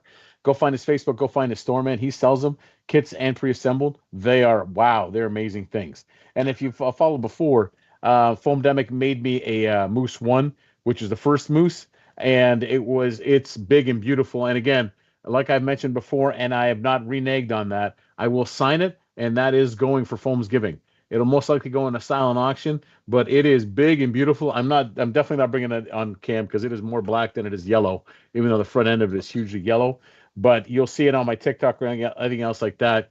It's Misguided Moose 1, as printed by Foamdemic, who sent it. Foamdemic sent it to me free of charge. So I loved having it, and as much as I want to keep it, it's like, you know what, this was free to me, so that's why I'm happy to put it up for Foam's Giving. That way someone else gets it, and I'm probably just going to buy one for myself. It does not hit as hard as the other ones. What are you going to do? I might just throw the Rush and the Crush in for the same reason. Because they're cool, man. And if they're going to get it, it's someone would definitely enjoy it more than I do. Because I've got my everything? ALL 160 that I love for the low powered. I've got an SBL 2.0. Yes. I don't see myself ever actually using a Rush and a Crush. Half your armory is stuff that you're probably never going to use because you got so much stuff. Or it's a way of paying it forward. Yeah, exactly. It's this, like you said, like it didn't cost me anything, so it's a good thing to donate. It is, and it also then promotes the hobby. It's not well, I'm not as lucky as Cap is, but then again, that's fine in terms of getting stuff. And then especially you guys who are not like on YouTube or anything else like that, it's an opportunity for you to get free stuff too, or to acquire like the fun stuff that sometimes we're privileged to. So I got no problem doing it. And at the same time, it's also great advertising for the shops that make them. You know what I mean? Thank you for the Foamdemic for sending it out to us, and then when it goes to there, it'll be also, hey man, this was made by Foamdemic for me, and now you get to own it too. So thrift is the way to get the Nerf cheap. Mm-hmm. Got a thrift video coming out later this week. I've got it filmed. I just need to upload it and edit the thumbnail. Did a couple of Goodwill runs. Had a couple of people show up to Borson like, I've got all extra stuff. Can I just give it to you? Yeah, chuck it in the back of the car. And then a month later, like, I should empty out the back of my car. That's probably a good idea. What you got back in there? More stuff? Too much stuff? You'll see the video. I show it all off. Oh. Or you want to? Wait, you do videos? No, come on, that's crazy. She is somewhere in the house. I don't know where she went. She wanted in, so she's in here somewhere, but she's not pestering me. Probably taking a nap on on Floofmageddon or something. As is her wont. My new neighbors on the compound came with 2 cats. One of them is an indoor cat. The other one is an indoor-outdoor. Apparently, Swamp Cat has encountered them and was not super mean. So really? That's good. Swamp Cat is usually quite territorial, but maybe that's just of the porch. Or Swamp Cat is deviously smart. She's enlisting. That, or she recognizes, you smell like the humans that have been allowed into the house. I suppose you can stay. And then enlist. She's enlisting, man. Yeah. So or just recognized, oh, you're also a goblin in disguise. Because a month from now, a goblin. I just realized. Nobody. That's right. A month from now, Swamp Cat is not going to be bringing little snakes in. The 3 of them are going to walk in with a deer or something and drag it. Yeah, she's been eyeing those deer in my yard. Every time they come nibble on my pear, Swamp Cat's like, I could take it. I could take it. See? It falls in. She's enlisting, man. Those 3 cats, you're gonna come down. There's gonna be Bambi right there bleeding out in front of your shop. And Leora will just be like, all right, and go get her cleaning knife and just clean the thing. She went off and came back with like a freezer full of salmon. Wow. Okay then. There's some, like one of the hatcheries was just doling out salmon. You could have a certain amount. So they brought coolers down and just took all the salmon they'd let them have. That's pretty cool. The question was very vague. How many in your household? And so Leora was like, technically 3. Technically. And then they asked Lauren, how many in your household? And Laura's going, again, technically 3. It's the same 3, but you don't need to know that. Correct. Just because you're not lying. Oh, you know what we should do? Because it is coming up. So that's the other attempt. Part of it, again, well, we get busy and we try to do it. And part of it is our own things. It's because we pivoted too many times. But we were trying to get people from RAG on today to talk about RAG. So Yeah. I think we should address that. And the fact that RAG is happening. Is it next week? Yeah, next weekend, think it isn't is. it? It's Next coming weekend. up. It might be next weekend. Yeah, so RAG is coming up. I am not But going. else, we should try to. I think we should try to get them on after. I think that'd be great for a post I report, think and that Phone way, Zone is better for the advertising, yeah. and we're better for the after chat. So I think that's what we're gonna do. But then for anybody that can actually make it last second or last minute or is going, again, sound off in the chat. Let us know if you're going. Let us know any Yeah, anyone details go that to you should RAG? know about it. But yeah, RAG Sergeant happening next Deplorable will be weekend. there. I will not. Same. I had everything set up to go to Mall Madness, and then Mall Madness didn't happen, and so it was too late. I'm going to see some other guy out in some remote Washington State thing, so that's my excuse. Good Lord, those are pretty. All right. Never you mind what I'm looking at. Just got 10 pictures I of know. something. Gorgeous. That's right. Um, And they are safe for work pictures, by the way. You all don't think horrible a things. lovely matching set. Or contrasting set, really. I'm glad you went with yellow. Well, you know, I don't know for some reason why. Oh yeah, by the way, speaking of merch, so I also get stickers from a company called Hub City Slaps, and then they gave me the option. It is actually a Yeti water bottle to get my logo etched on it, so I did it. So I have an Al the Geek Yeti water cooler thing, and it is etched, which is nice because I've gotten other ones where like it's more like printed on and it does fade, where this should take a lot of abuse, and that also means I can now carve other. I should carve something in the side of this because that'd be fun. Yeah, I'm gonna do stupid things, or take it to Anthony because Anthony got a laser etcher for free and he's experimenting. So maybe I'll put something weird on the side of it, but then I gotta fly there, which I will do because I want to. Yeah, I'll go visit him. I want a laser etcher. I want a glow forge. Oh, the glow forge. That's that. I want a water cutter. Yeah. CNC machine. Dude, you know what? That is a that is a beautiful matching set. All right. Yeah. And oh, how cool is that? And it does. Yeah. Cool. I like that. Yep. All right, we won't talk about that. We'll show it another day. It'll show up. Eventually, we'll will have the show person involved on the channel as well to talk about them. Correct. Yeah. Oh, how cool is that? But yeah, Ragnar Oktoberfest. Is anybody in chat going? Does anybody know anybody that's going? Anybody? Or y'all hoping that we were going to go and report back? We wanted to go, but it's just well, part of it I just did a I was in Scotland at the beginning of September, so that was my big trip of the year, which was not cheap but so worth it and a lot of fun. And then also because I am flying out to see you, So, and never mind the traveling I had to do this summer also for Fan Expo. Fan Expo and stuff. So it's like, Yeah. yeah, I'm kind of tapped out. And my dad had quadruple bypass heart surgery earlier this year, so it's always getting back up to Canada to see him. And he's doing fine, by the way. He's recovering very well. But yeah, Did he get I've been. around to having the heart attack, or did they catch it before? So he never actually had a heart attack. He'd Yeah. always stayed ahead of it, and which was great because it's again, ladies and gentlemen, a lesson. Listen to your body. Don't just think you'll go to sleep and you'll be fine.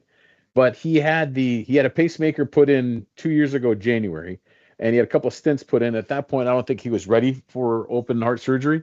And then this past January, he had a follow up. Pacemaker's doing fine, but they found that his heart was weaker than it should be. And so, upon further examination, they realized that he had some major blockage happening. So, then scheduled for a triple bypass. Or the doctor said, you'll be fine. He's in his 70s, but you're just basically, he says, you're probably living in your 80s, but you're basically sitting on a couch waiting to die. So, open heart surgery is probably the better option. Considering I'm the one that had brain surgery, which is technically more complicated than heart surgery, yeah, he was getting no mercy from me, where it's like, yeah, I'm fine, go do it. And I'm glad he did. It turned into a quadruple bypass, very successful. He's recovering quite nicely, which is awesome. So yeah. I had a math teacher in college, my favorite math teacher, because he managed to make math dirty. I had an anthropology teacher like that, but yeah, go ahead. It was discrete math, so it was the study of combinations and permutations. Okay. And so it was always, and he also had a very thick Polish accent. So, right, we have 5 guys and 6 girls. How many ways can we arrange them? Like, how did you just make permutations dirty, you filthy old man? Successful. He went in to get his yearly checkup, and he ended up, the doctor's like, pretty sure if we don't have you on an operating room in the next 3 minutes, you gonna be dead. He ended up having septuple bypass surgery. I didn't know it went that high. Oh my God. How is that possible? Quadruple and double and triple and quadruple. I'd never heard of septuple.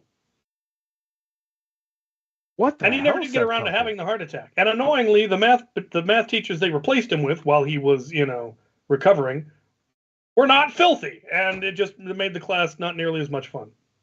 I went to the University of Toronto, first year anthro class, and the Professor Melvin, and he actually worked with the Toronto Police Department. He was head of their forensics division. But he was an interesting man, and he'd sit there, go off on these tangents where you're looking at him going, this is kind of inappropriate. And he's sitting there talking about, and again, we're talking about Australopithecus, different like early hominids and discoveries. And he's sitting there staring off. He says, I remember this dig. This was an interesting dig, but it was weird. It was only all guys, no women. And there was no town that was near. Awkward silence.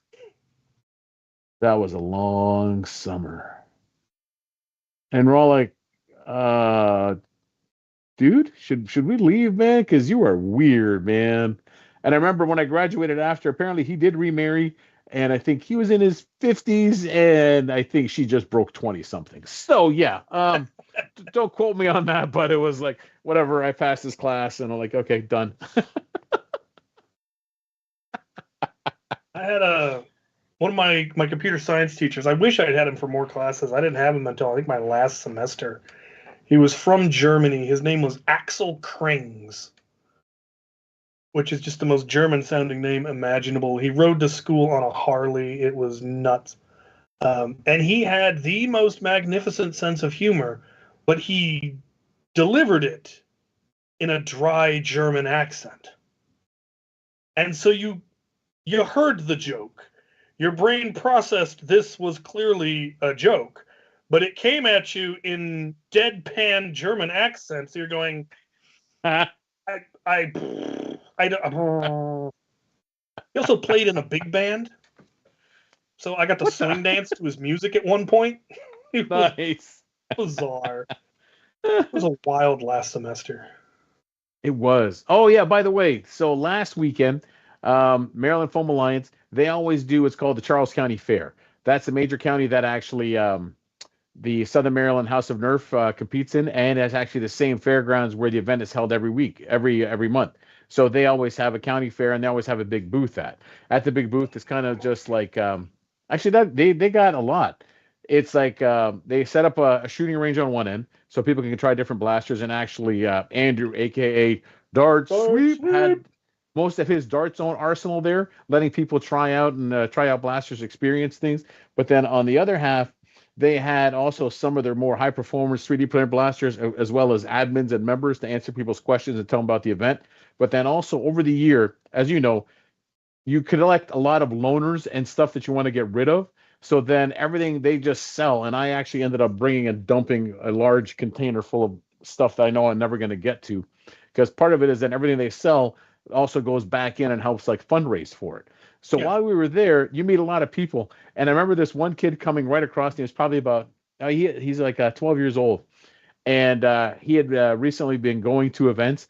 And sure enough, man, didn't the kid come walking up with a Captain Xavier shirt where all of us recognized it and started laughing? Like, no way. Is he in the hobby? And you realize that he really wasn't in the hobby, just got into the hobby, but then got the shirt from out of darts. And so, of course, I posted on my Facebook a picture of the two of us, kind of like the Captain Xavier caught in a time warp. This is probably him when he was 11. And I've got to find the same time warp. But it was very fun. His dad was great. They're part of like his boy's on the spectrum. He's autistic, and when he explained to him, I said, "Then your boy's in the right hobby." It's amazing how friendly our hobby is to those that are on the spectrum at various different degrees. So we talked about it for a while, and he was a great kid. But yeah, we got some pictures of it.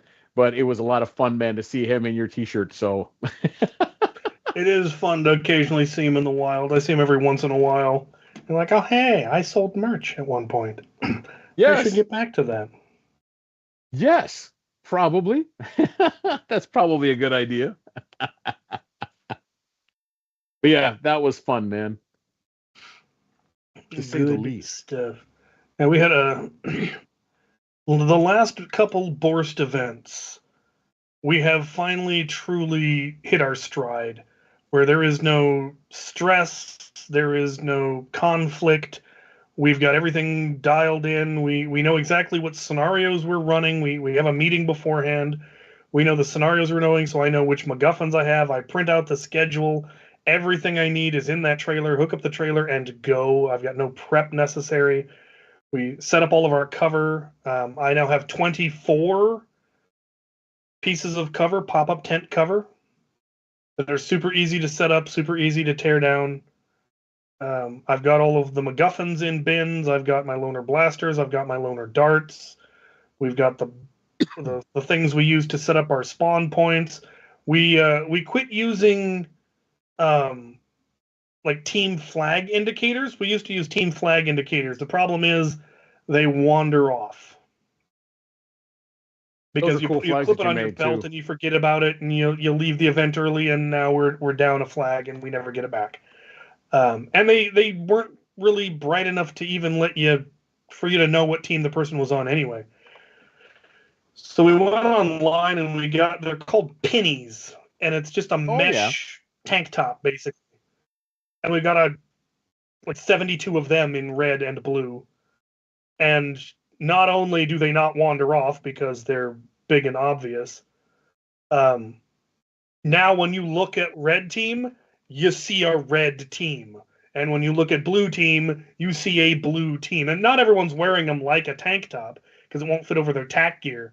So sometimes they have it draped off of a belt, but it's big and large and flowy. Or a lot of people actually just wear them around their neck like a scarf. Some people have figured out there's a way you can wear it so it's like a cape.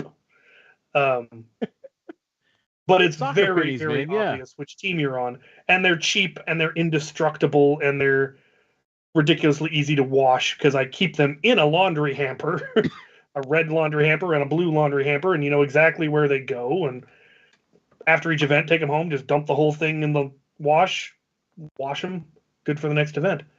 But it's made the games go, all of the things that we finally got it all, after years of doing events, we finally truly have it down to a well-oiled machine. We've got a chronograph station set up. Everyone does chronograph their blasters. We've got zip ties that we mark the blasters with, which reminds me I need to order another pack of them.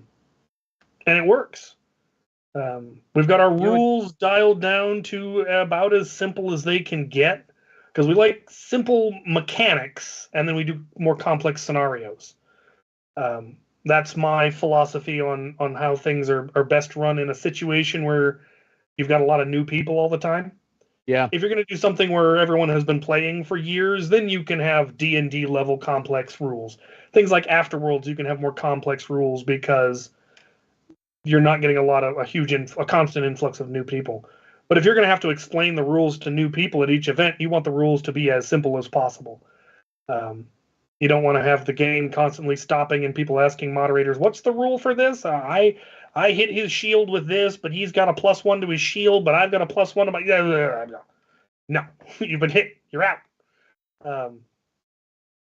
And it flows well now, and it's been really nice. The last couple of events have been very stress-free. So when you talked about pennies, and I don't know why I thought of that, because playing soccer when I was a kid, you always had pennies, and that makes so much sense. But then the one thing I thought of, so then if you have games where you have special zombies or special players, because I thought about expanding on pennies, does that mean if you get like the construction vests, which are like the glow in the dark yellow or orange, you introduce that into the mix, and suddenly that's an easy marker for any kind of special characters or players that you have that'll mesh beautifully with the red and the orange. Our moderators blue, all wear green vests. Yeah. But we could also, if we had orange vests or green, different colors, you could easily use that to mark. What we do is, it's generally like our super zombies are the ones with the noodle, and the noodle is kind of a dead giveaway. Yes. And the way we did it last game, which actually worked really well, is the humans. We had two teams of humans, a red team and a blue team, and they're both trying to collect ball pit balls and get them back to their baskets. And they have to get a certain number back to their basket. And then they had to get, playing that. Once they filled that, they then had a smaller bucket that they had to then get 5 more into. I remember that. And while there are zombies trying to tag you and people trying to shoot you, and it gets very complicated very quickly. But zombies could also collect balls. The zombies couldn't take them out of the bucket. Humans could take one per hand, and then they could run that back to their base. But if they got tagged by either a blaster or by a zombie while carrying balls, they had to drop them. Humans could also just throw balls out of the bucket towards their base just to get them closer. But zombies could then pick those up, and zombies could bring them back and buy noodles. Yep. For every ball they brought back, they could then have a pool noodle, a long full-length pool noodle to bop humans with. Or they could, if they collected 5 of them, they could turn them in for a shield. You guys are just getting all kinds of fancy over there. I love it. Yeah. And it worked really, really well. Almost all of the zombies, we started with 5 starting zombies. And I think in every round, or at least 2 of the rounds, they opted to start the game, because the starting zombies all got noodles. They opted to turn their 5 noodles in to get a shield right at the beginning of the game. Oh, wow. And it worked out well for them. By the way, on the same token as we're talking clubs, so if you look in the chat, we have Richard M207. Hey, I've been trying to set up a Nerf club here in the northern Maine area. Do you guys have any suggestions on where to start? I got a whole video on how to start a Nerf club. You should go check me out on YouTube, how to start a Nerf club. Give them the short version, not the 2-hour version. Short version. The hardest thing you're going to have, and it's for every event, every sport, every anything, is venue. Where are you going to hold this event? Are you holding it in a public park? Are you holding it on a campus? Are you holding it in someone's private property? Where are you holding the event? That is going to be the hardest hurdle to jump. Once you have that figured out, a lot of your other options may become limited, and it'll make it easier. If you're playing in public, that's going to change. How do you advertise? Who do you invite? What kind of games do you run? What blasters do you allow? What game modes do you try? If you're going to do a private event, then you can be a lot more restrictive. It's easier to be restrictive if it's a private event on private property. You can decide who gets to show up. You could play higher cap. You can play more complicated games. You can do a lot more stuff. Whereas if you're going to play in public, you kind of need to be open to the idea that random people are going to walk up with their kids and say, hey, can we join? And that's the goal. That's the beauty of a public event. But it does mean that you have to take that into account, that there are going to be random people showing up. And you need to be playing games that are kid-friendly. You might need to have extra iPro. You might need to have loaner blasters. You might want to go with a lower FPS cap if you're going to be in a public park, because if you peg a random jogger with a 300 FPS blaster because you weren't looking at who was behind your target, and they go to the city and complain about being hit in the eye by a powerful blaster in a park, the city's going to come back and say no more Nerf in the park. So that's one of the reasons we tend to cap at 150. It's a lot less likely. Who's going to be in charge? Because whoever is running the event, you are now responsible for everything. Responsible for the making sure people aren't using dangerous blasters. You're making sure people aren't using hard-tipped darts. You need to make sure that people have their iPro. You need to make sure that you're the one responsible if someone gets hurt. If someone's kid trips and face plants into a tree, that's potentially on you. How are you? Who's taking on that responsibility? And then you get into the more interesting stuff, like what kind of games are we going to run? What kind of environment are we going? Are we going super competitive? Are we going super casual? Do we want really, really complicated mechanics? Do we want really simple mechanics, but then more interesting scenarios? There's a lot that goes into it, but the biggest thing, the first hurdle, is always going to be venue. Where are you holding this event? Start there. Once you have your venue, you move up from there. And on that token, let him know where he can find your video, your channel, and everything else like that. I am Captain Xavier. I am on YouTube. I got a whole video on it. Where it's was in that there. Question? Look for Richard. Oh, there he is. Yeah, I see the question. Yeah, Richard. I hope that helps and gives you a good start.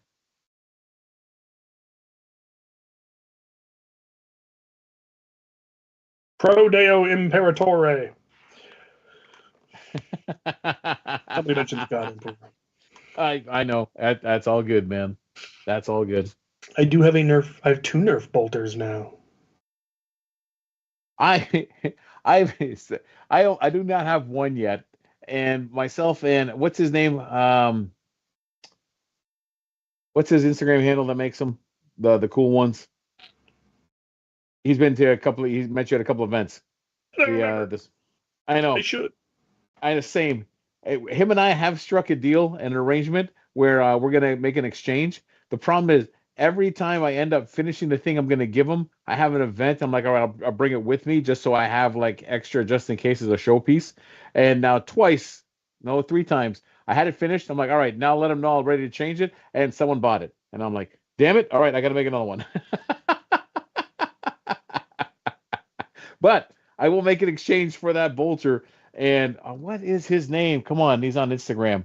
Anyways, he is amazing. It's something designed. And yes, UMP, UMC, UPC, UPM, UMP. Something like that. But anyways, if you're looking for a functional bolter, it is amazing. It is shoots half darts, fully 3D printed, and it still gets about 150, 170 FPS. Select fire. Yeah, it is great, man. It is great. We can't show blasters right now on thing. We talked about it earlier, and plus, Cap is not in the armory, so it doesn't matter. But yeah, I have to get me one, and I'm not a Warhammer guy, but wow, was that thing cool! I got to do that. Fowler Concepts is the one that made mine. That's the guy I'm looking for. And I think the guy who helped design it was UPC, UMP something. UPW Designs. That's Jeremy, yeah. That's the guy who has a gorgeous 40K cosplay armor.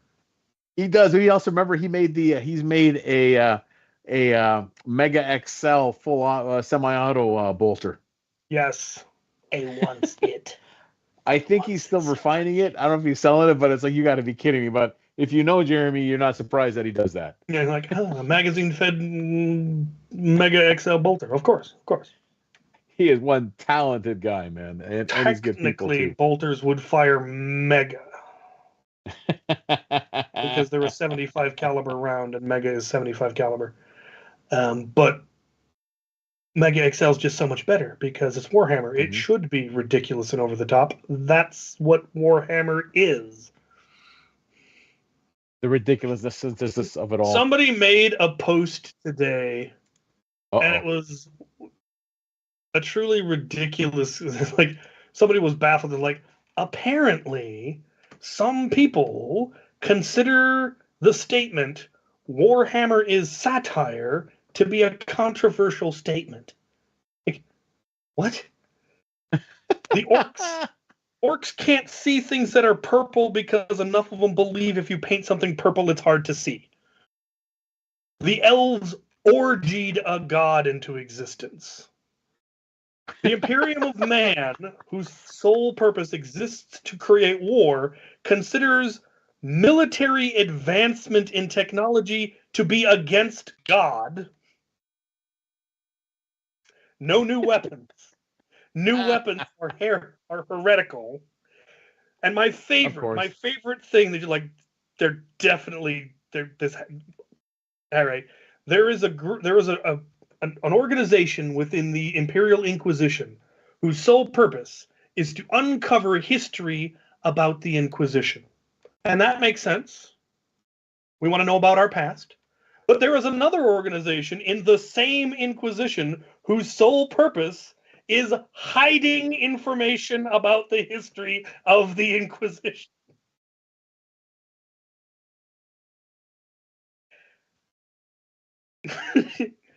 Yes, it's all supposed to be silly and over the top. That's the point. That's what makes Warhammer so fun, is that it is absurd to the level of satire. And I love it. I love the lore for that very reason.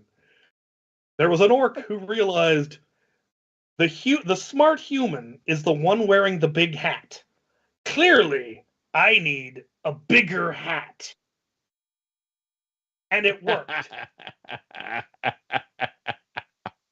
He got a big hat, and now he's smarter. I don't know what you're talking about. Nothing I build is over the top or ridiculous. This is all I do not understand what you're talking about. Yeah, not at all. No. Up and over the top just for the sake of being up and over the top. Who would do such a thing? That's absurd. Who does silly things? I don't have like dual arm mounted flamethrower blasters. What are you talking about? No, who My minigun doesn't have a rocket launcher built into it. Who would build a rocket launcher onto a minigun? That is some orc nonsense. That is you're an orc. That's clearly what's happening here. Don't lie. Oh, that's funny. And now that we got from foam flinging completely into Warhammer, but again, it's the fact that we're all a big bunch of nerds, man. The orcs have the best one. They're one. If you pick up an orc's weapon, it won't work because it doesn't actually have functioning parts. The orcs just believe it work, and so it does. But like if you open it up, there's no firing pin, there's no bullets in the magazine. They just know that when you point the thing at a person and pull the trigger, the thing goes karari burm and their head explodes. That's how it works, and so it does, because enough orcs believe it does. But somebody actually worked out that this can work the other way around. And if you point a gun or a bolter at a orc and yell bang really loud, their head will explode because they believe it's supposed to. Well, so interesting thing, that's actually based on actual studies. And I can't remember what the phenomenon is called, but I remember learning about it, psych major, where it's amazing what the body will do. And I remember the unit we studied, it's about people that suddenly died because they believed they were going to die and they actually died. But otherwise, a lot of times people will get shot and will die when it was a completely non-fatal wound. But then you get people that get shot 27 times through vital organs and just shrug it off. Yep, because they know they'll be fine. I'm good. We got a medic. I'll be fine. I'm good. Yes, I'm good. Yes. The orcs believe that every weapon needs more DACA. If you could develop a weapon that would hit every point in the universe at the same time, the orcs would still complain that it needs more DACA because it can only be fired once. There we go. This is going to result in a spin-off where this is going to be Warhammer talk. Yeah. Sergeant Major Kyle has actually gotten to use one of the Warhammer 40K memes where you see a guy in a tank with a sword. He's in the turret of the tank, sticking out the tank, and he's, yelling with it. And the caption they put on it is, "Drive me closer so that I can hit them with my sword." Well, they were doing an exercise where they had the super fancy laser tag equipment that the Army uses for training, even on their tanks and their stuff. Yep. but it wasn't working, and so the range was super, super, super close. Of course. So he stuck his head out the top of the Bradley and yelled, "Drive them closer! I need to hit them with my sword." With my sword. Like you do. Oh, that is funny. Before we run out of time, we're getting close, but we're not there yet. Are there any projects or blasters you're looking forward to that are coming out? Most likely 3D printer or anything else that you have caught wind of and are looking forward to. What was the question? Sorry, I was drinking root beer. Or That's okay. You and your root beer habit. Cream Dream, Orange Dream. Get it at your local dollar store.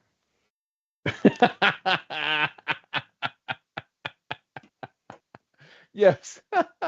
Yes. For those of us send the picture to the chats. Send the picture to the chat. You had a question. Was a question directed? I don't know. I forgot. No, chat? What's going on? We're gonna pivot. For those that have joined late, Foam's-giving pivoting. Foam's-giving is not on the docket yet, but Cap and I have pretty well decided on which weekend it's going to be. We just need the men behind the curtain to confirm. We're going to shoot for the end of November before Thanksgiving. So again, that is coming soon. Pay attention to it. If you want to be part of it or help another way, look for our post. We will be providing information in terms of how you can help us out, what we're looking for, and if you want to be in the stream. Or maybe this year we pivot completely and Captain and I decide that it's just going to be the two of us, and you're going to watch us sleep and drool on a table for 9 hours of the day, and you're going to pay us money for it. You gave us money just so Cap can shoot. Damn it, you can give us money to watch him drool. Or there might be other things, but the point is there will be something. No, on a serious note, we are going to do the same thing with trying to reach out as many people as we can and make it as big as we can. And this year's goal is going to be a lot more than $5,000. I think we might set it at 25. And again, this is unconfirmed, but I'm telling you, that's where we're leaning. And so I think we can do it. And again, all the money we raise, we get none of it. We do this for free. Everything we raise, man. And there's no even administrative fees. We just pay for, I know, administrative fees. Can you cover that yourself out? Yeah, we're fine. Everything goes to the charity of choice that we're going to be doing it for. In terms of upcoming events, don't forget that next on the Foam Zone, Andrew, aka Air Dart Sweep, will have the A-Team on, and he will be talking about Halloween Haunt that's going to be happening up in Toronto. That is happening late in October. Also, next weekend, don't forget, it's Ragnarok Oktoberfest. If you forgot the living under a rock and realize that you are in California or that you can travel, go do it. It'll be fun. And we will probably have someone after that's going to be, I think we're going to do that, dissemination and a whole debrief of how the event went.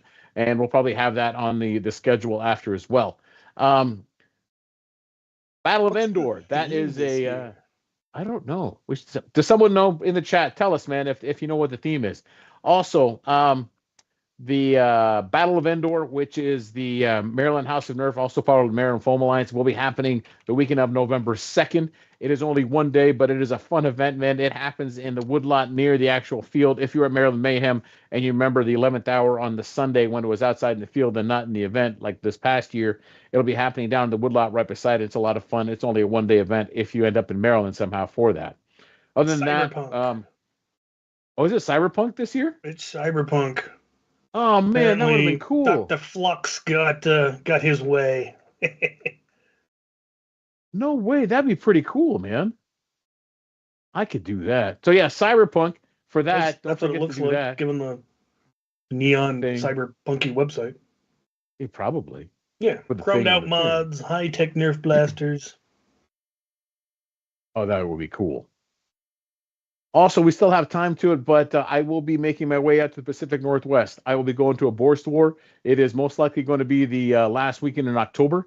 I will be going out to one Vader, Washington to go see one Captain Xavier. When I'm out there, if you're out there, come and say hi. Love to meet all of you or talk to you all. Well, we're friendly. We're good. And also, Cap and I have things in the books.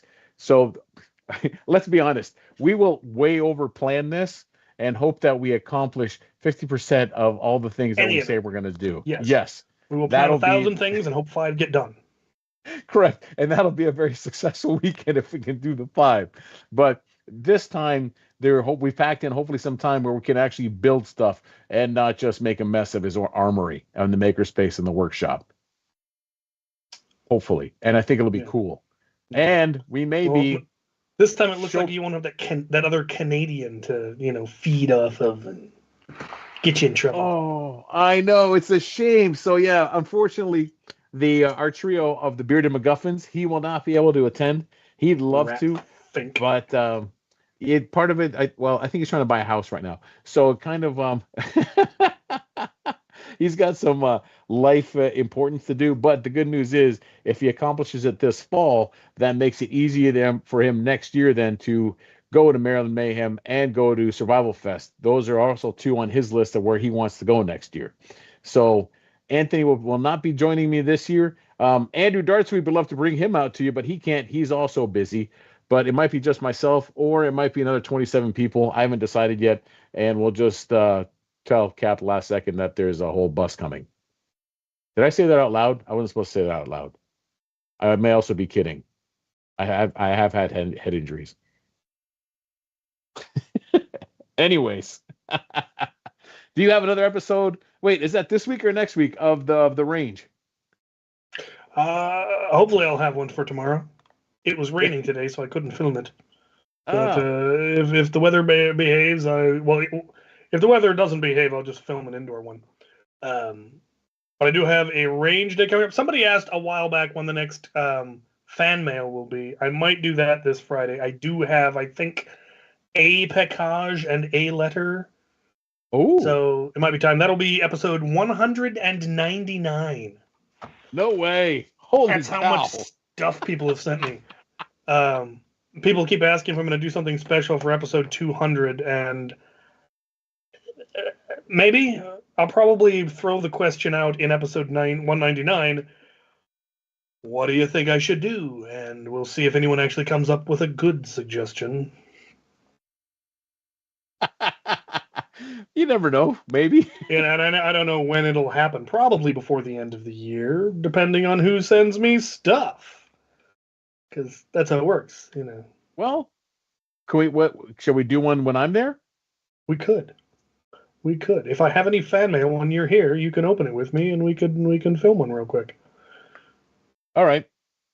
Let us know if you think that's a good idea. We'll lean towards that. Let you know we could just make that. Just decide that now. The 200th will be me and Al the Geek, and anyone else who shows up that Friday. Maybe some crew will show up. Who knows? Please mail us stuff.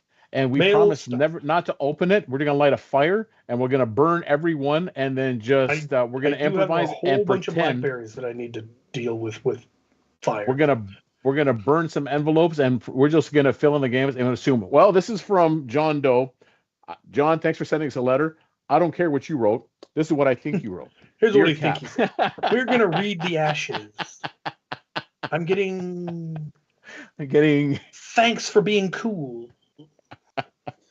We'll do it from the crypt, because then we'll know that we'll have dead people for sure. Just inside the crypt, surrounded by a very angry ghost of a man and his poodle. What could possibly go wrong? Suddenly our live stream becomes a horror movie. Just goes full Blair Witch. Somebody finds it 10 years from now, never finds the remains. The mountain just came for us. That's right. So we're not going to do that. Now they find our remains in Mount St. Helens somehow. How did they get here?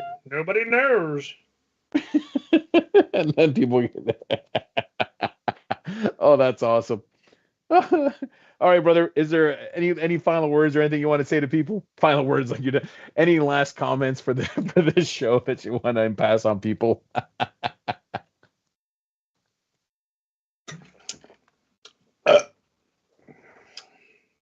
And there you have it, brought to you by Captain Xavier. On that note, ladies and gentlemen, thanks again for joining us for another episode of Get Off My Lawn. We love having you here. If you haven't done so already, go to the website, worldfoamalliance.org. Be sure to register. New things are coming soon. The good news is that our main developer finally has time, and we have some things planned that will be happening soon. Also, tomorrow, another episode of The Range, as Cap has just talked about, indoor, outdoor. You know what? It's going to be cool. Everything he does is great. You're going to get the opportunity to shoot at his place. You will love it, and I love it. Mega darts and Nerf arrows, the old Nerf arrows. See? It's going to be cool. Also coming up next week, Wednesday, we have another episode of The Foam Zone with Andrew, a.k.a. Darts. Sweep. And he's actually, I think, going to have the A-team on. The A-team on being the guys that are hosting the Halloween haunt. And I know I said it wrong, and they're going to kill me about it. But the point is, it's in Toronto. It's in Canada. Trust me. It's a Nerf event. It's the one there. But he'll have them on. They'll be talking about it. The week after that, we don't have someone scheduled as of yet, but we have a few things in mind. So we'll probably have a guest at that point, and hopefully have the phone lines open as well. Other than that, we also hope in the next, I think we're going to push this. In the next week, I want to have a firm date for Foamsgiving. So we'll announce that. And I think that's all I got. So on that note, ladies and gentlemen, man, fling foam, be good to one another, be nice, go shoot your friends with foam. Get off please. my lawn. And you know what? Get off my lawn. Get over it. Go. Shoot. You.